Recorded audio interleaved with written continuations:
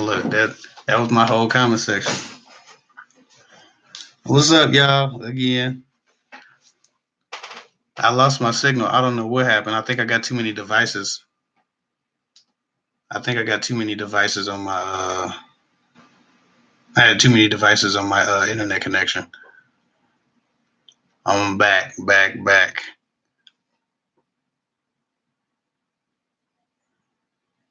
She said, "Yeah, hey, you're back." Somebody said, "Good night." Good night. Hey, you're back. Hey, you're back. Okay. So I had some connection difficulties. I think yes, resend the questions because I just lost the whole comment section. Uh, nah, I lost my signal. I think I had too many devices on. We got tablets all over the house.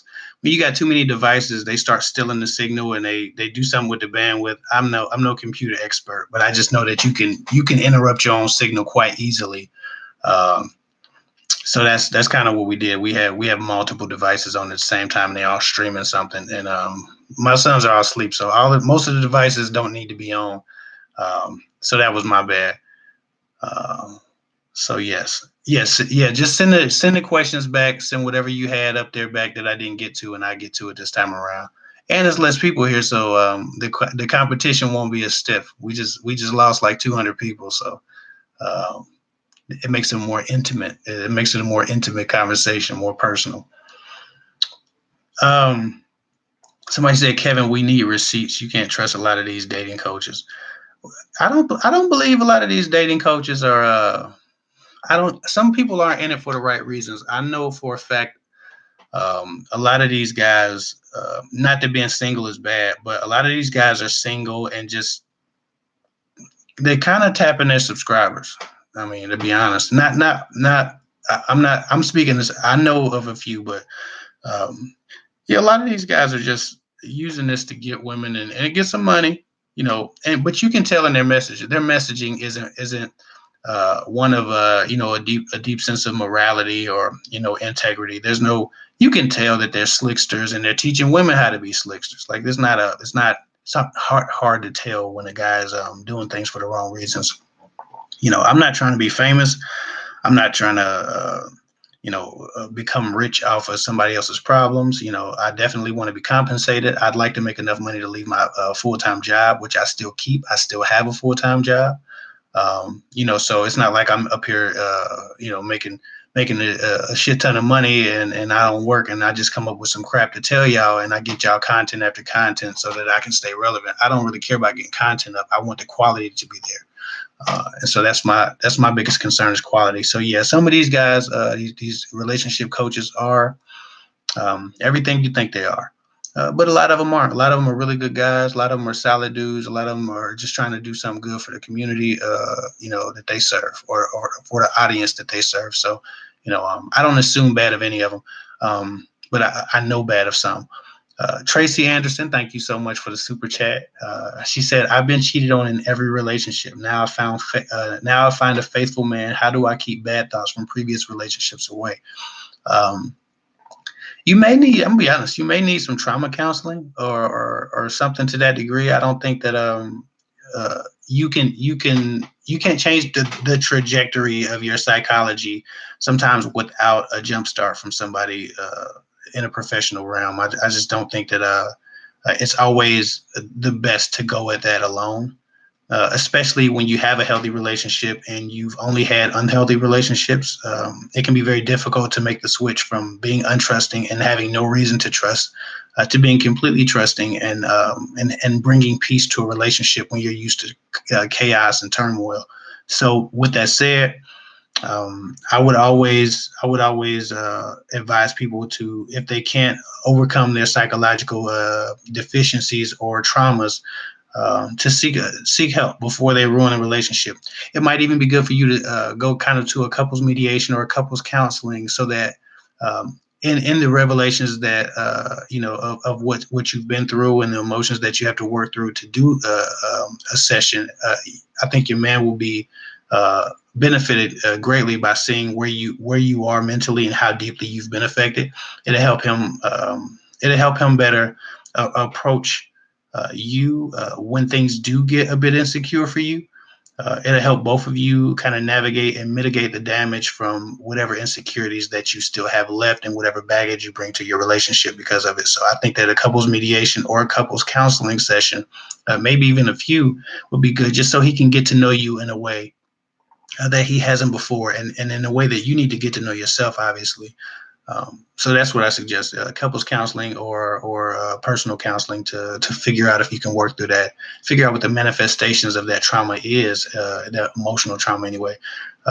Figure out what the manifestations are, how to mitigate the damage caused by them, and how to point out your habits based on that baggage, so you can make corrections before you ruin your relationship. Tanisha Jackson said, "I didn't even know you was on." Apparently, YouTube didn't either. I got kicked off. I said that my connection was weak. I had too many devices on, so this is my second live tonight. Let me see. Somebody said, "Trying to be clear. When do you know when you're sacrificing too much in your relationship?" Oh, okay. So this is a continuance of the first question in the first live. When do you know you are sacrificing too much in your relationship? When you feel like you're losing. When you feel like every sacrifice is for someone else and no sacrifices are being made for you. When you feel like your morality is being sacrificed, when you feel like your integrity being sacrificed, your character, your beliefs, the things you hold dear, you're losing all of that. That's when you know it's too much in your relationship. And if you're sacrificing your finances, that's a number that you have to determine. But yeah, I don't think that, especially if there's no kids involved, there should be a lot of sacrificing at all. There's some helping, there's some cooperating, but avoid the unhappy and the unlucky. Some people are so needy that everything that you do for them is a sacrifice. They require sacrifice of the people around them. They require sacrifice of the people who encounter them or the people who love them. Don't get around people who need all the time, who are always in crisis. We want to love people, but those people can tear you down and bring you down with them so quickly, because you'll get into a position where the dynamic of your relationship is you serving them and you sacrificing for them, sacrificing your time, sacrificing your resources, sacrificing the other parts of your character. And yeah, at the end of the day, it's just they're using you, and you're being used. It's a take relationship on their half, and you have no benefit. So never sacrifice so much that somebody's not adding to you, and only sacrifice for people who add to you. That's the thing too, is that you can be in a relationship and you might be sacrificing your finances, but somebody's keeping you empowered, they're keeping you motivated, they're keeping you strong, they're keeping you happy. That's not a sacrifice.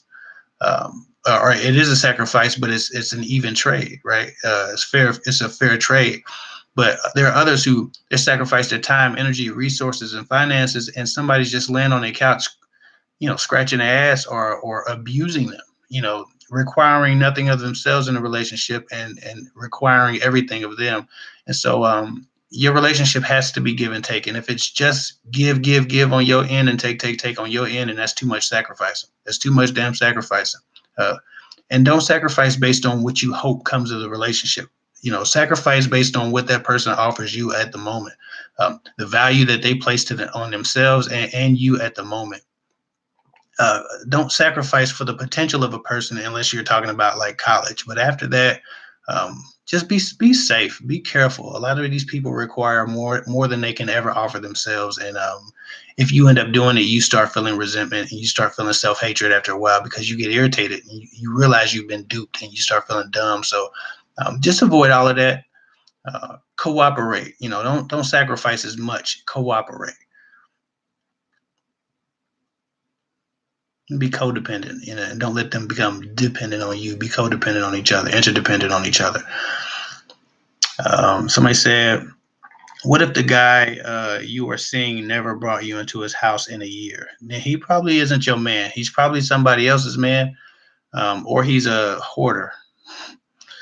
A man that hides his home from you can't invite you in his home. So there's a reason why you can't step foot in his home. Like I said, he could be a hoarder. That's a disability, and it's a thing, right? It's a condition. But he could also be living with a woman.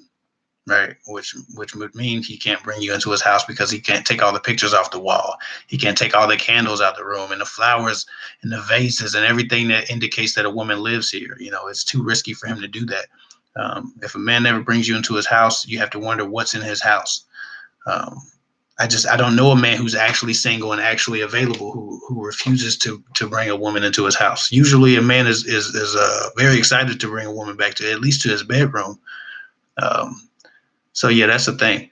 Also, if you do get invited to a man's house but you never get to his bedroom, you're only invited to the couch. That's not his house. He's living with somebody else. He's not even on the lease, most likely. So that's the thing too. I've talked to a lot of women who were invited to a guy's house, and it might be nice, but they never get to actually make it into the bedroom, and he's actually couch surfing, inviting her to somebody else's house. That happens. That happens a lot. So yeah, that's the thing about homes.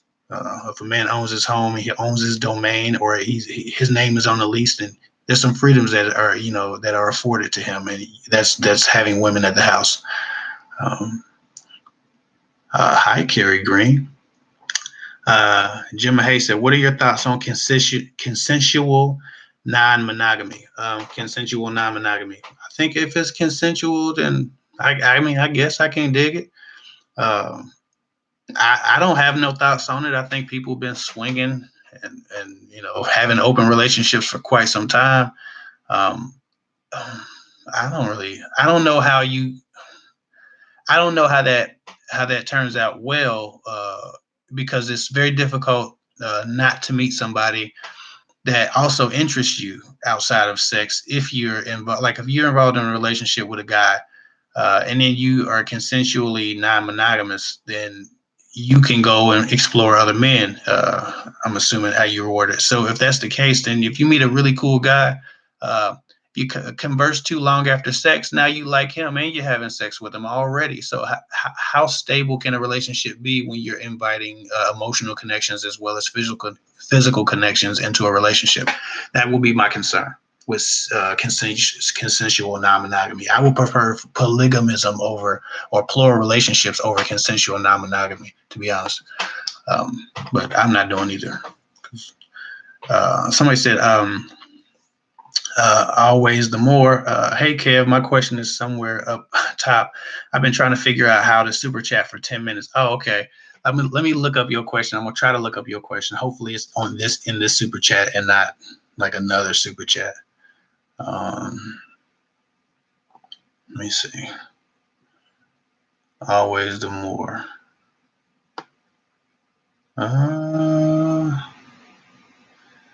Hold on, guys. Hold on. Guys are girls, mostly girls. I'm so sorry. I'm wondering if your question, I'm hoping your question isn't in the other chat box in the other conversation. Remember, we got cut off, and so half the conversations, we probably lost 100 questions in the other conversation. I had to start another one. I don't see your question in here. So rewrite the question, and I'll try to get back to you. Copy and paste the question if you can find it, and I definitely try to get back to you. Always the more. Sorry about that. Somebody said, like I said, I'm always the more. Definitely write your question again, and I'm gonna keep looking for your name and keep trying to answer that question, but I don't see it at the top of the questions here. Somebody said, questions to ask a guy early on to filter out if he's just using you, like pretending he doesn't know what he wants. Well, but that's when a guy pretends he doesn't know what he wants. That's definitely a red flag. Most of the time, I keep shaking this camera back. Most of the time when guys act like they don't know what they want, they know exactly what they want. They just don't want it with you. And so that's the thing, is that most people say, well, I'm not ready for a relationship, but that's usually not super true. And in most cases, people are just waiting for something better, to be honest. And so when a guy's like, well, I don't know what I want, let's just see where things go. Let's just hang out and see what happens. Usually the thing they're trying to see if it happens is sex, or other forms of gratification. Sometimes it's finances. And that's not always a bad thing, but you have to know. You have to. I believe in people going into relationships.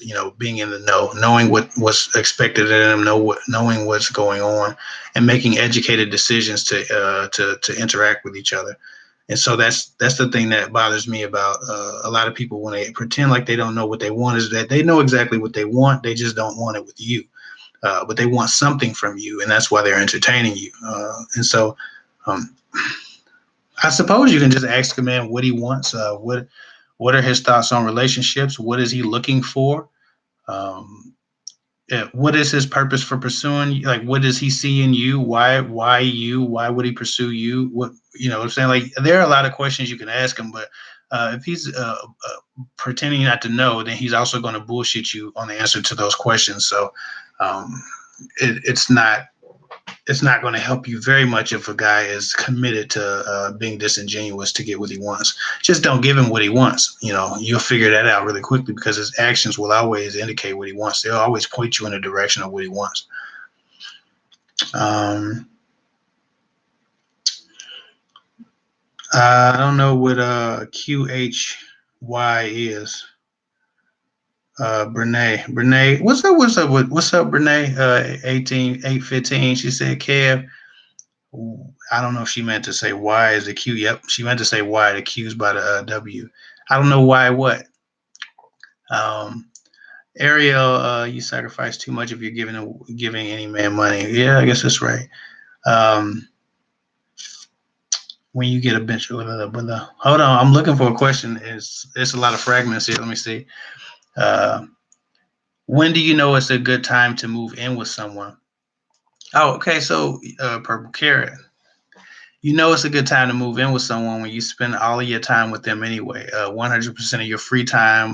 When you're not spending free time with them, you find yourself trying to spend a night over their house and go to work from their house, and they go on to work from your house, and it just becomes more of a issue of saving gas, because the time is going to be spent with each other. Like, I think if you feel in somebody, y'all have a very good connection. You've established that you're in a monogamous relationship. There's an absolute commitment to each other.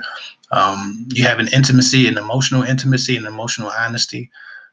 You can trust each other's emotions, the feelings, and expressions thereof. I think that you can move in with somebody when you trust them to be responsible with their portion of the bills. I personally don't think almost anything of people moving in once they determine that they're together and they enjoy each other's company. I don't think it's a big deal.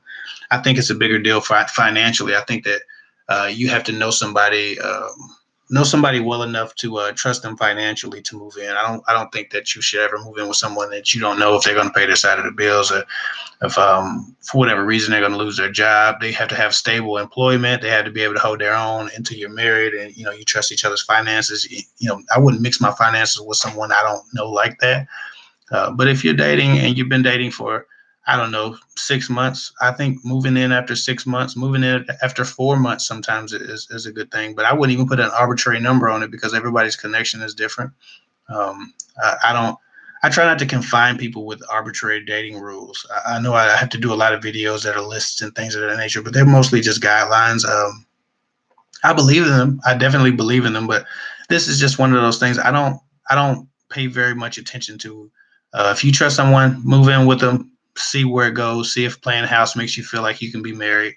Because you're already going to be having sex, you're going to be doing everything else anyway. So unless you were, saving yourself for marriage, you might as well move in.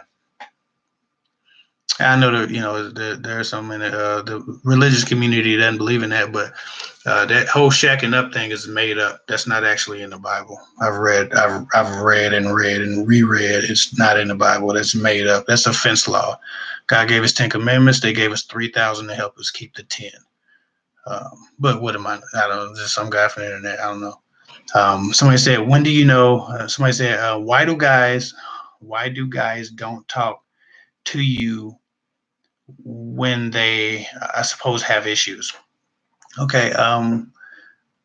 Guys.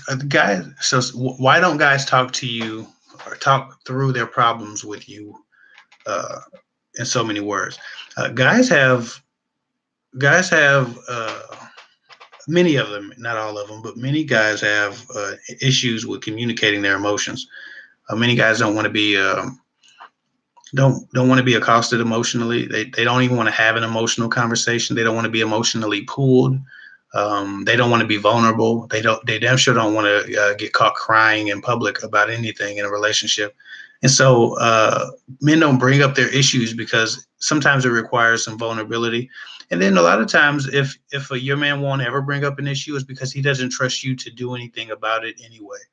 Um, there are so many memes about when a woman's fed up and what women won't put up with, and that's great and it's true. But men also get fed up. Men are also tired of your shit. Men also have requirements that aren't being met, and men also get fatigued emotionally with disappointment. And so sometimes a man might not want to be vulnerable. He might not want to cry if it's something that makes him teary eyed. But if he just doesn't trust you to change and he's truly tired of you, he won't bring up problems because it's not worth it to him. It's just going to piss him off, piss you off, cause an argument. You're still not going to do anything with the information. You just might cry and uh, hold him under an emotional ransom, or what they call it, emotional blackmail, or emotional something. I can't remember. I'm drawing a blank. But yeah, I don't think that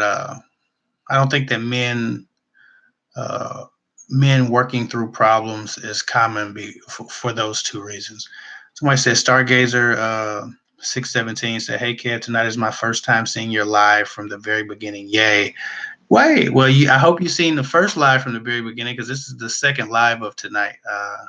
We dropped about 100 people from the first live because I lost my signal. But I appreciate you watching. Thank you. Somebody said, do men have emotions about a lost relationship? Absolutely, men have the same emotions women have. We just express them differently. They manifest themselves differently. Uh, we have different coping mechanisms. Our bravado, our masculinity, our toughness, our strength. We prioritize those things, and women don't have the burden of pretending to not be hurt. Women can be hurt and be publicly hurt and be vulnerable in public, and be weak in public, and it's okay. When men do it, it's frowned upon, it's laughed at, it's ridiculed, and even if it's not, we feel like it would be. So we just don't put ourselves in a position where we want to be emotionally vulnerable and open. But yes, men have just as many emotions about a lost relationship as women do. Friendships, just guy friendships. You can have strong emotions about losing a guy friend as a guy, or a female friend as a guy, or a girlfriend, or a wife. Men care as much as women. They just don't express it the same way. Um, Someone said, "Why do a man flirt with you, act like he's so interested in you while he was changing my battery?" Okay, she got specific. While he was changing my battery, talking about his whole life story, asked for my number to call and only want sex. I don't get it. Well, that's why he was changing your battery so he could have some sex. And some men are talkative, so they'll tell you their whole life story. They'll have a great conversation with you, and they only want sex. Um, I don't think. I mean, and I don't even know. Acting like he's so interested in you because he's changing your battery. He's just trying to earn some sex. He was hoping that you felt so indebted that you would give him some, or that you felt he was so charming and he was so nice because he changed your battery that you would give him some. Had you told him, "I'm not gonna give you none," he probably would have put the cables down and left your battery just like open. I feel like he wouldn't even have fixed your battery if you would have told him while he was fixing it that this won't come of nothing will come of this sexually. That's a possibility. That kind of thing always happens. So yeah, guys want sex and they'll do anything to get sex sometimes, even if that means changing your battery in the cold. Unfortunately, that's not all men, but that's some men. You just got to deal with it. Some men aren't even available. Most of the time, when men only want sex, is because they probably have a woman who's already emotionally got the rights to them that they're dodging. So there are a lot of reasons for that, but that's not all men. You just encountered one of those guys. Somebody said, "Should I even entertain a polyamorous, polyamorous? I can't stand this word. I've always had trouble with this word. Relationship. Um, Guy has great qualities, but I'm inherently monogamous. Is it even possible to love more than one person? Of course, he says he loves me.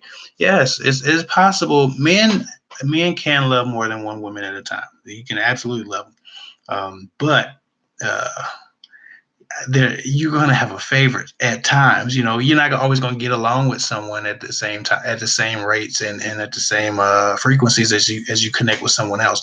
So yes, you can have. I'm not even gonna try to pronounce that word because I've always had trouble with that word. But you can have polygamous relationships, plural relationships, polyamorous relationships, but everyone has to be in agreement that the relationship is something they want to move forward with. You can have one person in doubt in one of those relationships because the insecurity will crumble the relationship, or that person would just kind of exit them. They'll kick themselves out of the relationship. Anytime you have a plural relationship of any structure, you have to have people who are all excited and willing and understanding that this relationship can be successful.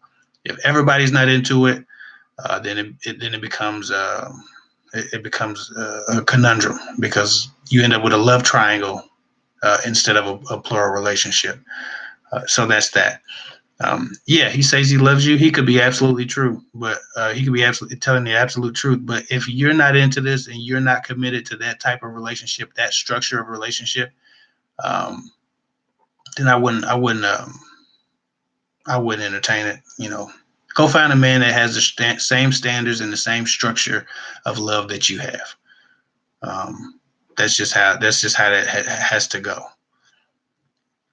You can't love a man based on what you wish he were, what you wish he were. You have to love him based on who he is, and he doesn't seem to be the type of man that you are looking for. And it looks like you'd be sacrificing, your beliefs on monogamy, um, which that would be a sacrifice, and that's too much to give. Not to mention, you might not like all the participants in such a relationship. Um, Somebody said, "Hey Kev, can a man be so focused on his goals that he fails to notice a good woman?" Yeah, absolutely. Some men are uh, some men are workaholics. Some men are very, very ambitious, and a man can also just not have high interest in a woman. And a man is always interested in his dreams, his passions, his ambitions. If he's an ambitious person, you're not going to steal his dreams from him. The fantasies that he has about success are always going to interest him. It's always going to be at the height of his interest. So if you're a woman that he kind of is interested in, or he has limited interest in, you're not going to distract him from his goals at all. Only a woman who he has very, very high interest in could possibly have the chance of distracting a woman. I mean, distracting a man from his goals, but or even being noticed when he's so focused in his goals. Sometimes men are so focused that they just don't notice anything outside of what they're chasing because everything else seems like a distraction. Um, so that's the thing too. It's not common to be that focused in, but it's definitely possible. But if a man's not noticing you, it's partly because of his goals, but also because he just has low interest. Um, so that's that. Thank you for keeping it real. Derek Jackson is one of them. Uh, I don't know. I don't know if you're saying Derek Jackson is one of the good ones or one of the other type that we were speaking about. I got respect for Derek Jackson. I don't know him, and I don't watch his videos at all. I just know he sits in the car, and he gets a lot of flack for his stance, and he's generally thought of as a guy who sides with the woman every time. And I don't think he's always wrong. I don't really don't have a problem with him. I don't watch enough of his videos to. I watched him in an interview one time, and I thought I respect his beliefs. I respect where he's coming from. I think he thinks of this kind of like I think of it. It's kind of a ministry. But I haven't watched his videos. I watched his interviews, and I think I watched his videos a few years ago before I even thought of it, a YouTube channel. They would come on Facebook and just start playing. And so I seen him sitting in the car. He has kind of a rant style. I think he's cool. He's doing a good thing for women as far as I can tell. So I'm in support of Derek Jackson, but I don't really watch his stuff because I don't want to be influenced and I don't want to be accused of jocking his style. Um, A lot of them Team Jackson people be coming over to my comment section. If they don't like me or if I say something they deem offensive, they start talking that Team Jackson stuff. Uh, people have to build communities how they do. But like I said, I've said this in another live. I don't need a Team Hick or Team Kev Hick. A team, be your damn self and treat yourself well enough to not take shit from me. And that's what you need to be, team. Hashtag that. I don't need a Team Kev Hick. It's good marketing, but I need people to be loyal to themselves first. Brene, she said, Kev, why do older men why are older men constantly hitting on me? They're old enough to be my dad or grandfather. Well, that's exactly what. Uh, youth is youth is intoxicating. Youth is infectious, and men often, obviously, and young women are beautiful, insanely beautiful. And a young woman makes the old man feel young. So if he can somehow or another lay down a young woman, and he's reminded of his youth, right? On top of her youth, just in general, without the sex, just being very, very infectious. It brings life back into an old body, man. To just be around young people. I'm the youngest person in my job, and most of the people are, a few years within retirement, and so a lot of people just want to be around me because of my youth, especially older women. They just want to be around a young, youthful man. It seems to be something that gives them a bit of power and gives them a bit of their youth back. So that could be a reason. If you're attractive and old guys like you, it can be creepy at times. I understand it. But for them, your youth is probably the biggest draw, and then you're probably very beautiful, and that's another thing. But that's the pervert in them. Men don't stop liking women just because they can't, function at the same high rates as they used to be. You might be tired, but they still want it when they can get it. Um, Somebody said, Tanisha Jackson said, I've been dating a guy for 5 months. And I've been to his house for a couple barbecues, but he's never invited me over or inside his home. Y'all not. Yeah, I don't know if y'all date. I don't know why he would never invite you in his house. Um, I feel like y'all not as close as you think y'all are. I would assume that. And what do I know about your relationship? But I can't imagine me meeting my wife in 2008 and never inviting her in my house. Like that wouldn't even make sense. I've had first dates with people at my house. Like I didn't. And even if a man's private about his space, why is he so private about his space? Like, what is the thing that will cause a man to be that private about his space? I don't trust that. I feel like that's a bit skeptical. It makes me a bit skeptical anyway. Ariel says, sent you an email. Here, I'll show this. Okay. I get to you, Ariel. Somebody said, what is your take on a guy who says he's ready to have kids but does not think he's interested in a relationship? Also, he says he's never been in a relationship and doesn't know if marriage is an option. I don't think a man. I don't. What will you be doing with him then? If a man's telling you he don't want a relationship but he wants kids, and he says he's never been in a relationship and doesn't know if marriage is an option, of course marriage isn't an option because he's never been in a relationship and he doesn't seem to be interested in picking that skill set up. Why would you give a man kids that didn't want to be with you?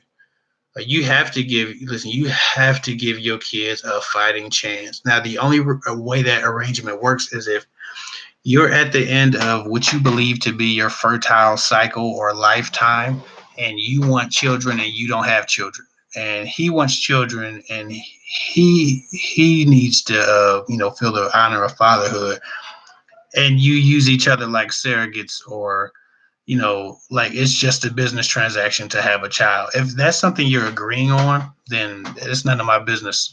I understand. I can't understand. I get the point, but I can't possibly understand what it feels like to be a woman who wants kids, who hasn't had kids, and feels like she's about to lose her opportunity because of age. So if that's the point you're making, I don't have a take on it. Do what makes you happy. If you want kids, and another man wants kids, and y'all can come together and have an agreement where y'all won't be fighting over custody, and y'all can give that child a healthy lifestyle, then by all means do whatever it takes to just be good parents at the end of the day. But if you're asking because you're interested in this guy, the answer is no. Don't do that at all. If a man's telling you he doesn't want a relationship, he's never had a relationship, he doesn't want to be married, but he just wants to get somebody pregnant, I'm not sure how that benefits you outside of if you had a dream of being a single mother. Like if you fantasized about being a single mother, that's when that will come into play. That's when that will make sense, because even if he's a good dad, the majority of the time is still spent with the mother. And if you're by yourself, or you've been left with another man's kid that doesn't want you, then somebody else has to not only come and accept you, which is hard enough in dating as we see, but now he has to accept your child. And that added layer decreases your chance of finding a viable partner by like half, and your chances are already slim sometimes in some of these dating pools. So I wouldn't suggest that you do a thing like that. But if it's just about the baby and your money is straight, your finances are straight, then go for it, I guess. Uh, okay, Ariel, I don't remember if I talked to you earlier.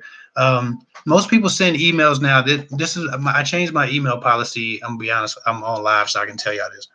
I changed my email policy again because people were taking. I'm sorry, I keep hitting the computer. People were taking advantage of my email policy. My email policy at one point was basically to donate whatever you could afford, or donate whatever you thought the email was worth, whatever was in your heart to give, and then I would answer your question. The thing that I found was not only did most people donate a very, very, very small amount in comparison to the very, very, very large emails they were writing that were taking me 30 and 40 and 50 minutes to respond to. But then when people didn't get emails as quickly as they wanted, they would then report me to PayPal or whatever, wherever they sent to donate it. It was like it was a service. Like if it was a service, I wouldn't charge you an amount of your choosing. I would just have a standard amount, and then we would have a standard business model on how you received your email back. And I was getting reported for like people was giving me $3 for a two and 3 page email, and I'm trying to do this good deed, and then I'm getting reported for not responding to their email in a day. And it's like, you know what? The hell with this. I think I've done free emails for 2 years. I've done them for quite a while. I've answered hundreds and hundreds, maybe 1,000 emails or so, thousands. And I've done enough free emails that I don't feel obligated to do that anymore. I don't have to be the nicest person in the world. I hope that people would put into me and receive in exchange for me putting into them. But if that's not the case, then I still answer free emails sometimes on Instagram, not on Gmail. So Ariel, if you follow me on Instagram, you can DM me, and I'll get back to you on there as long as it's not super long.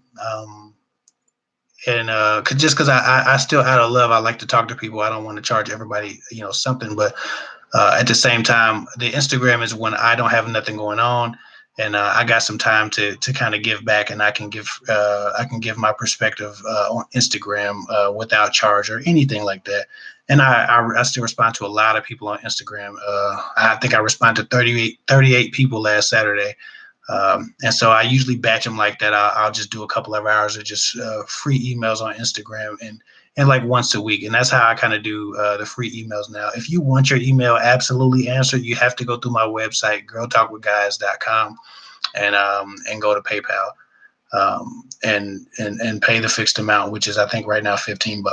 So it's not like I'm not busting people's heads, but I'm not about to read a 14-page letter for $14, for $4, like I've gotten before. I've gotten 9-page letters, and somebody be like, okay, I gave you what I can give you, and it's like $3. And I'm like, first of all, thank you for your donation, but it's gonna take me an hour and a half to get through this email if I actually read it and answer it, in the detail that you wanted. So it's just not man, I've been talking about that too long. Listen, if you want your email read and guaranteed to be read, go through my website and pay. If not, go to my Instagram, and I answer free emails on the weekends in bunches of 30 to 40. Somebody said, um, uh, somebody said I'm a queen, so I don't settle for less. Well, that's a wonderful way to look at yourself. Um, it's the best way to look at yourself. High self-esteem, high self-value, high self-concept. I get it. Somebody said, y'all having your own conversations. Why do old ass men flirt with me uh, more than men my age? Okay, so Brene said, why do old ass men flirt with me more than men my age? Because old ass men don't have nothing to lose. They felt the pain of a regret. When you get to old age, the part of your life you regret is usually the things that you were too afraid to do when you were younger. So, in old age, you learn to ignore fear and anxiety and just do things because you don't have a lot of time left. You don't have a lot of time to whore around and with women. You don't have a lot of time to accomplish your financial goals. You don't have a lot of time to do anything. So the risk and the reward just don't seem as scary as they used to. Somebody said, "How do you make someone's name red to tag them?" I'm not sure. Not sure at all. Oh, somebody said, "Is it?" I thought that was a different type of question. Someone said, "Is it normal to have periods in your relationship where you don't feel like your partner is the one at all, or is that a red flag?" Absolutely. Franca, I'm not gonna try to beat up your last name, but yes, it's absolutely normal to have periods in your relationship when you don't feel like your partner is the one, or you're not completely excited to be around your partner, or you just feel like friends. Sometimes you don't feel like you're lovers. That's life. Those are life phases. Like there are times where you're just focused on your goals, whatever your goals as a couple are, whatever your goals as an individual are. It doesn't mean you should throw your relationship away because you've taken your eye off each other and moved it to other things. And sometimes it takes a while to sync back up or link back up, and intellectually, socially, spiritually, um, psychologically. That doesn't mean that your relationship is doomed. When your relationship is toxic, it's a red flag. But sometimes being bored in a relationship is a necessary evil. It says that you're focused on something. It's just not each other at the moment. And you should have the freedom in your relationship to explore life in a way that doesn't obligate you to perfection at all times. I think a lot of people watch way too much TV. I'm not saying you do, but a lot of people watch way too much TV and they think that because their relationship isn't exciting, or they don't have butterflies about their spouse anymore, or they're not always doing something and they're not always entertained, that their relationship is dead or their relationship is useless.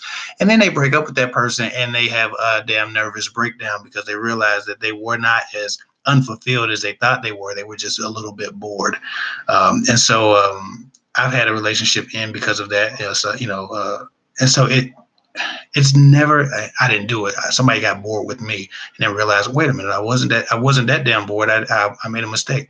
You know, too late. But the thing is, I wouldn't make a permanent decision in a temporary situation. Just get back to focusing on your partner.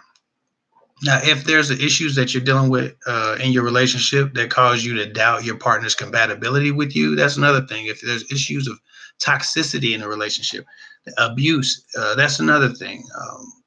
Communication, those are all red flags. Those are all things to worry about, but they're not necessarily fireable offenses, should I say? But what the abuse and the toxicity are actually. But the thing is just. You're not going to have a perfect relationship. If you're in a relationship for 10 years, you're going to have a couple of years that were just boring as hell. And hopefully you're striving for your own goals and chasing your dreams. And that's why you are unfocused on each other. Sensible socialite. Hey, Kev, I really wanted to know your views on women dating inmates. I was binge watching this show called Love After Lockup, and it made me curious. I don't understand why women would date inmates.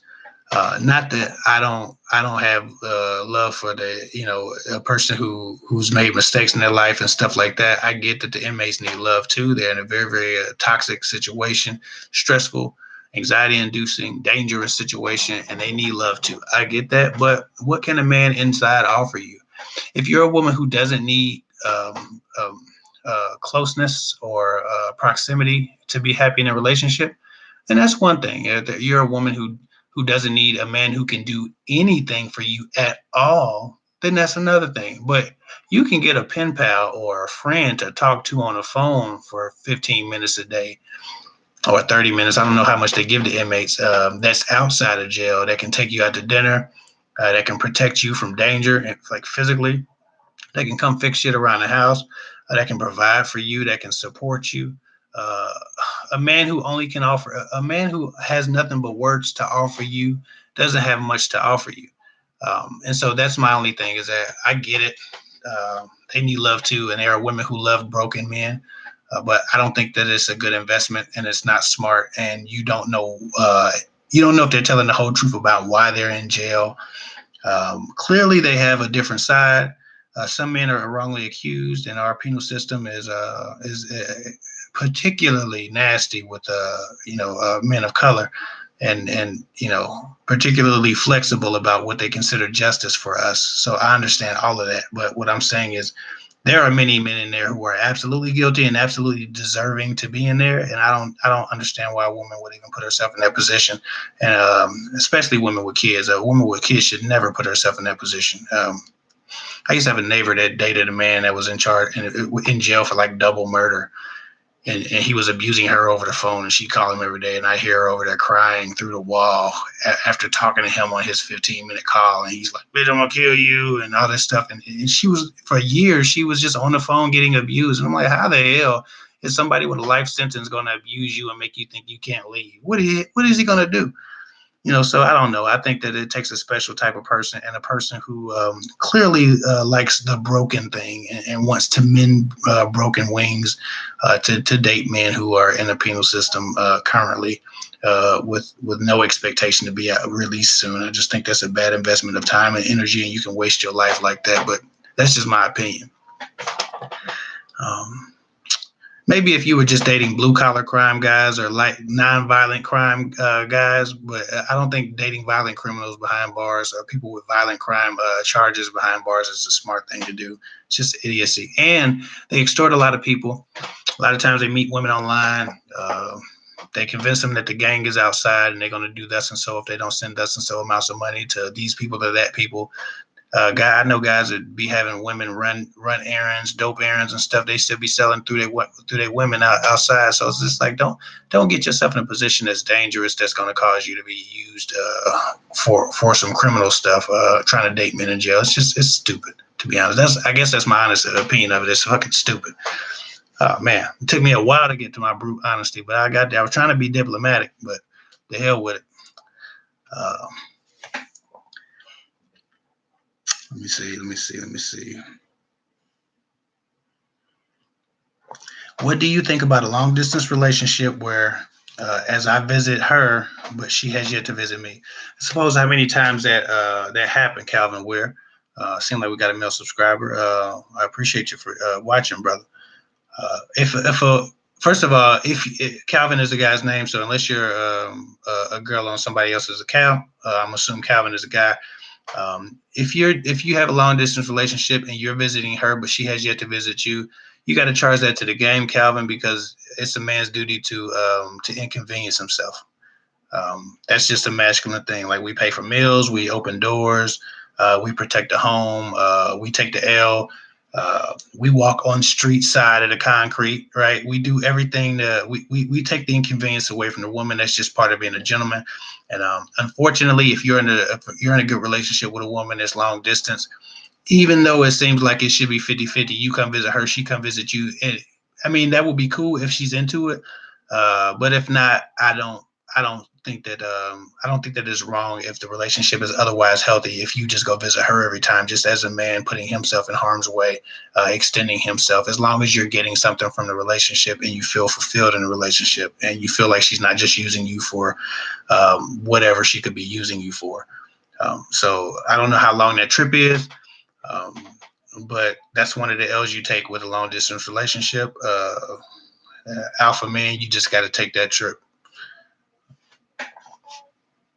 I'm not saying turn her down if she offers to come see you, but you can't really obligate a woman to travel a great length to come see a man unless you're stepping outside of traditional masculine roles. And, I'm not a big supporter of traditional sex roles regardless, because some of them are just stupid. But, and it depends on how many times you went to visit her. You know what I'm saying? So that's another thing. I don't know the contents of the relationship. If you write me though, if you write me on Instagram about it, we can chit chat and get some more clarity. Somebody said, hold on. Met a guy online who doesn't live in the same state, and we've been communicating a little over a month daily, mainly text throughout the day and maybe calls every other day or so. Is this going anywhere? At the moment, it seems to be. At the moment, you seem to be in communication consistently. So yeah, it could be going somewhere. A guy won't obligate himself to communicate with a woman unless he has some interest. When a guy loses complete interest, he starts wiggling out of his obligations to communicate with her. He starts getting elusive. He stops calling every day. He stops texting every day. He moves it to every other day, every third day, every fourth day, until it's like every couple of weeks, and then it's nothing. So if a guy's not letting you down easy and he's still consistently contacting you, then it might be going somewhere. But you got to figure out what he thinks about long distance relationship in the long term. And there always has to be an exit strategy for the long distance, meaning there has to be an end to the distance. The distance has to be, there has to be potential for the distance to end. If you don't have any plan to end the distance, there's no foreseeable future in the distance, then a long distance relationship can ultimately just be a waste of time. That's how I feel about that. Apple Anderson said, "Keep up the good work." I'm still looking for Aldamore's question. So I haven't forgot about you, Aldamore. You gave me $5 super chat. I just haven't seen it yet. So let me see. If you tell a guy you're not ready for Ellie Marie. If you tell a guy you're not ready for a relationship, then they go and find someone else and ghost on you. What does that mean? It means you should have got ready a lot quicker than you did. Hell, you can't stop nobody's response. Like, you can only control you. You can't control anybody's reaction to you. And some people require immediate honor, immediate respect. Some people require you to see their greatness, their value, their ability, whatever they offer. They require that immediately. Let me see, somebody got blocked. So they require that immediately. You don't always get to choose to have people wait around for you if you need more time. That's just not a thing. And so if he ghosted you and you told him you wasn't ready for a relationship, I think it's a fair trade.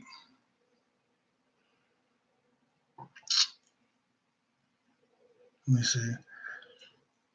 Okay, so somebody is arguing in the comment section. They ain't got nothing to do with me. I still haven't seen you. Always the more. I still have not seen your question. I'll look for it. Write me on Instagram. Always the more. You still in here? Write me on Instagram. Put like a bunch of star emojis or something in your in the beginning of the subject, and I will respond to you. Just say I was always the more in the live session. Put a bunch of stars, and I'll get with you on Instagram, and then we can talk about it, because I don't want to miss your question, but I'm not seeing it at the same time. Nikki R, for whatever reason, they not showing it, so I'll show it because it doesn't look like you're insulting me. Nikki R says, I haven't been in a serious relationship since my ex and I split 18 years ago. He cheated with 3 people. I'm 51, look 35, and like much younger men, due to being molested, raped as a child. Is that bad? Well, liking younger men isn't bad inherently, but if it's a coping mechanism for staying away from the demographic of man who raped and molested you, and it's a manifestation of PTSD, then that is bad. So if the only reason you like younger men is because they don't remind you of the men who did things to you, then you may want to see a counselor about that, because that's not necessarily healthy, and a younger man won't have very much to offer you outside of sex and a little bit of conversation. But most of the time, very younger men aren't going to be able to help you. Now, if you're talking about 30-something-year-old men, then maybe those guys are more mature. But if you're just like in the teens and 20s, in the early 30s, then you might be doing more harm to yourself than good. Like I don't know very many people who get out of promiscuity unscathed. And not that I'm insinuating you're promiscuous, but if you're dealing with younger men, there's not long-standing relationships. These are conquests, and I would be worried about why they have to be young and can't be older, if that's the case. But no, it's not bad if you just like younger men. It's bad if it's a coping mechanism.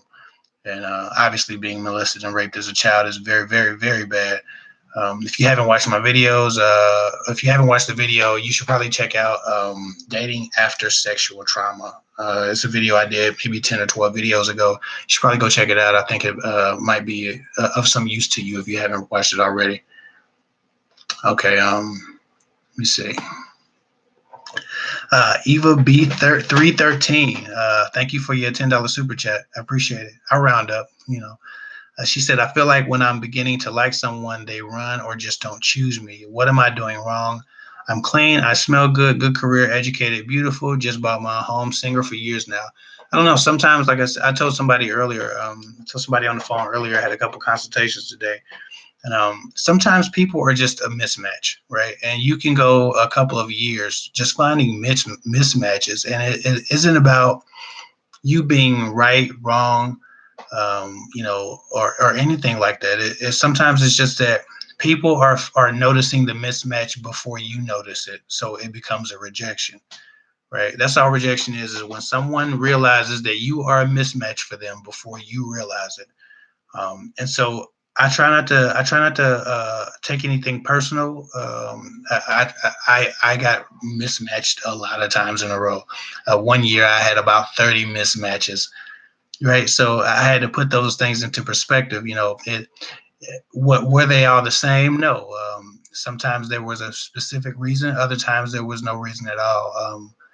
And so most of the time it's just a mismatch. I don't know if you're doing something wrong. The only way you know if you're doing something wrong is if you keep getting the same complaint. If you keep getting the same types of complaints from men, if you get complaints at all, then that's how you know you're doing something wrong. If you're not receiving complaints from men, they're just kind of ghosting you and disappearing. Then that's the majority of the country. I was telling somebody, like I said today, 90% of the world would much rather just make a fade, like a fadey exit. They're not going to tell you, hey, I don't find you suitable. I don't want to be with you. I don't like you. They're just going to stop calling, stop texting, stop responding. Right. That's how most people do it. So if that's the case, then no, it most likely isn't you. You're only the common denominator because you're living life as you. But if it's something specific that you're hearing all the time, then you would change that if you want better results. But I'd have to know more about what's going on. If you write me on Instagram and tell me you would be 313 and put a bunch of dollar signs in there signifying that you gave me a super chat, then I'll make sure that I'll put you at the top of the list on my Instagram, because I think I might have like 50 something waiting at the moment. So make sure you put those symbols in there so I can see you.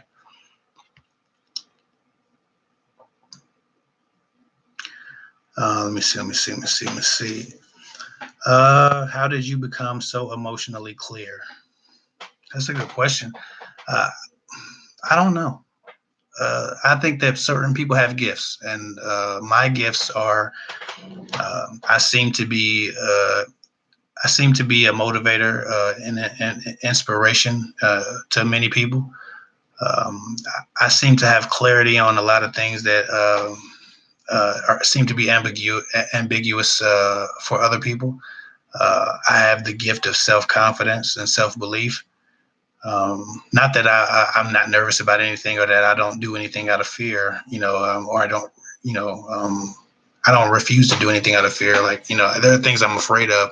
I'm afraid of embarrassing myself in certain ways, but I've always believed in myself, and I've always had like an inner peace, and that's just my gift. Inner peace is my gift, and I'm trying to help people manifest it in themselves.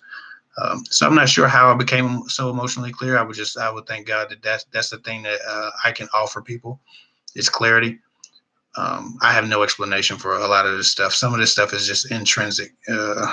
Some people think that I like study for hours before I make these videos, and not to kiss my own ass or take all the credit for this stuff, but I actually don't go and study a bunch of stuff and then write these videos. I just sit in a quiet room and I write these videos, or I sit in a quiet room and I just think on these subjects and turn the camera on.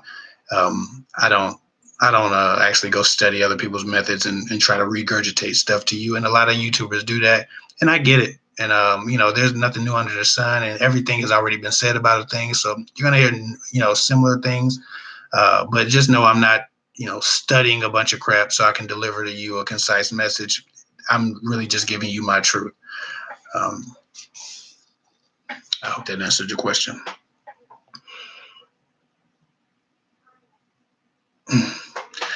Can super emotional people be loved? Man, I love so hard, but it's starting to feel like a curse.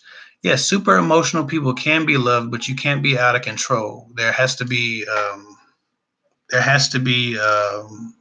some composure, because like emotions are great when they appear to be composed and stable. But the problem is people who immerse themselves too deeply in emotions lose control of them.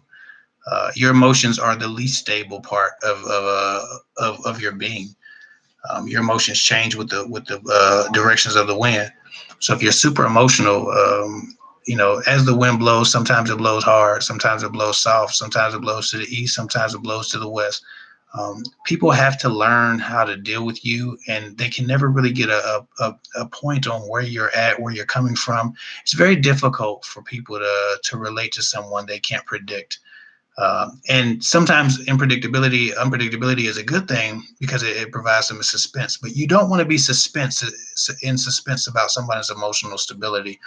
So if you're very emotional, that's okay. But if you're very fragile or seemingly fragile because you're emotional, that's a problem, and that could be a reason why you might be having trouble keeping people around. Contain yourself, compose yourself. You can feel the feelings, but you don't have to outwardly respond to everything. And you don't have to share every emotion that you have. If you're emotional, then you're always feeling something. You don't have to share everything. You can be true to yourself and not overshare, and burden other people with feeling your emotions. A lot of times, emotional people seem to want everyone else to feel what they feel, so they overexpress it, and they share too much, and they're always kind of dramatic about things. Like, you can feel your feelings, you have every right to feel your feelings, but you don't necessarily have a right to try to push them onto other people. And men definitely don't want to be emotional. They avoid trying to be emotional in large scale. Not all men, because there are very emotional men out here too. A lot of emotional men, but it manifests itself differently. So sometimes it looks like anger issues, not emotions. But anger is an emotion. Hurt is an emotion.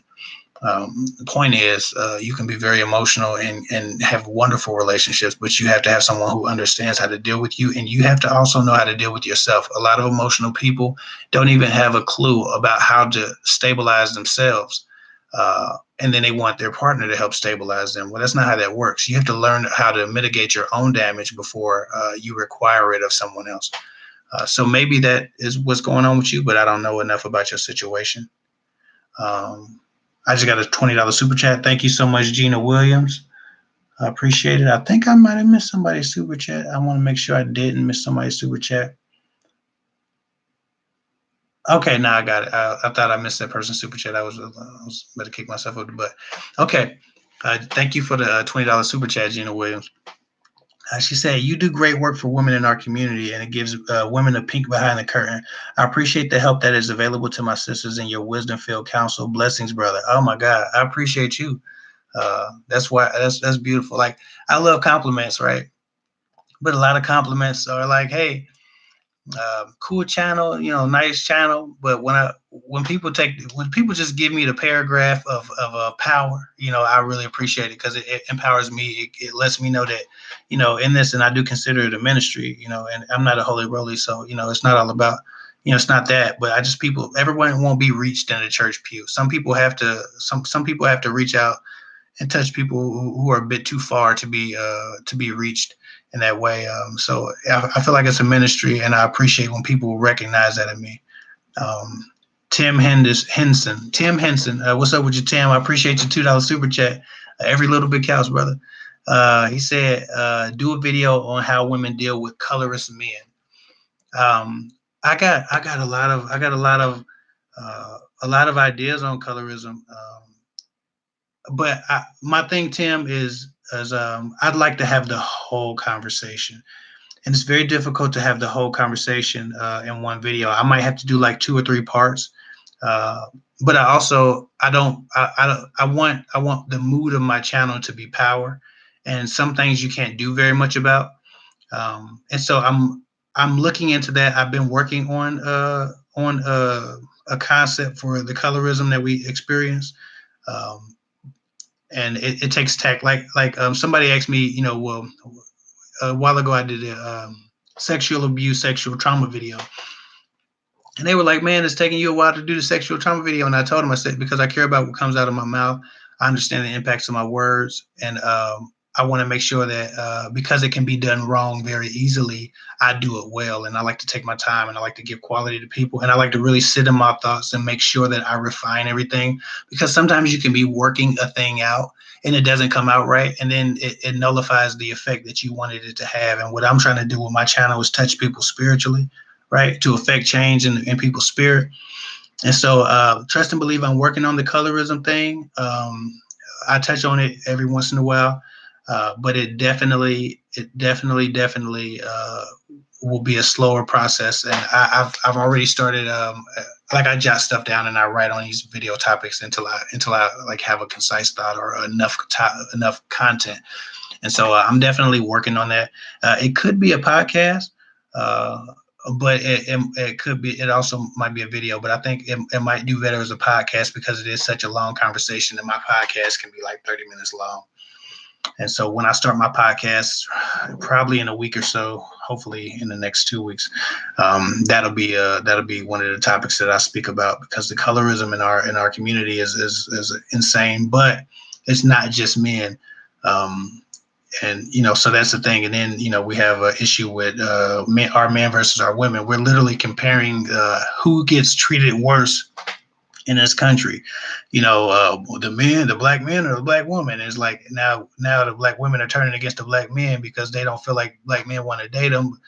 But it's easy to forget that we have our own struggles in this country, as men, and because as a people we can't really come together because we're so segregated, through so many different ideas, whether it be classism, colorism, sexism, racism. Like we divide and conquer has hit us in every single direction it could have hit us. And so the whole conversation needs to be had, not just the part about how women deal with colorist men, and that supersedes relationship topics. And that's why I think I want to make it a podcast, because my podcast will talk about the whole life issue, not just geared toward women and having the perspective of a man helping women. My podcast will be for everybody, men and women.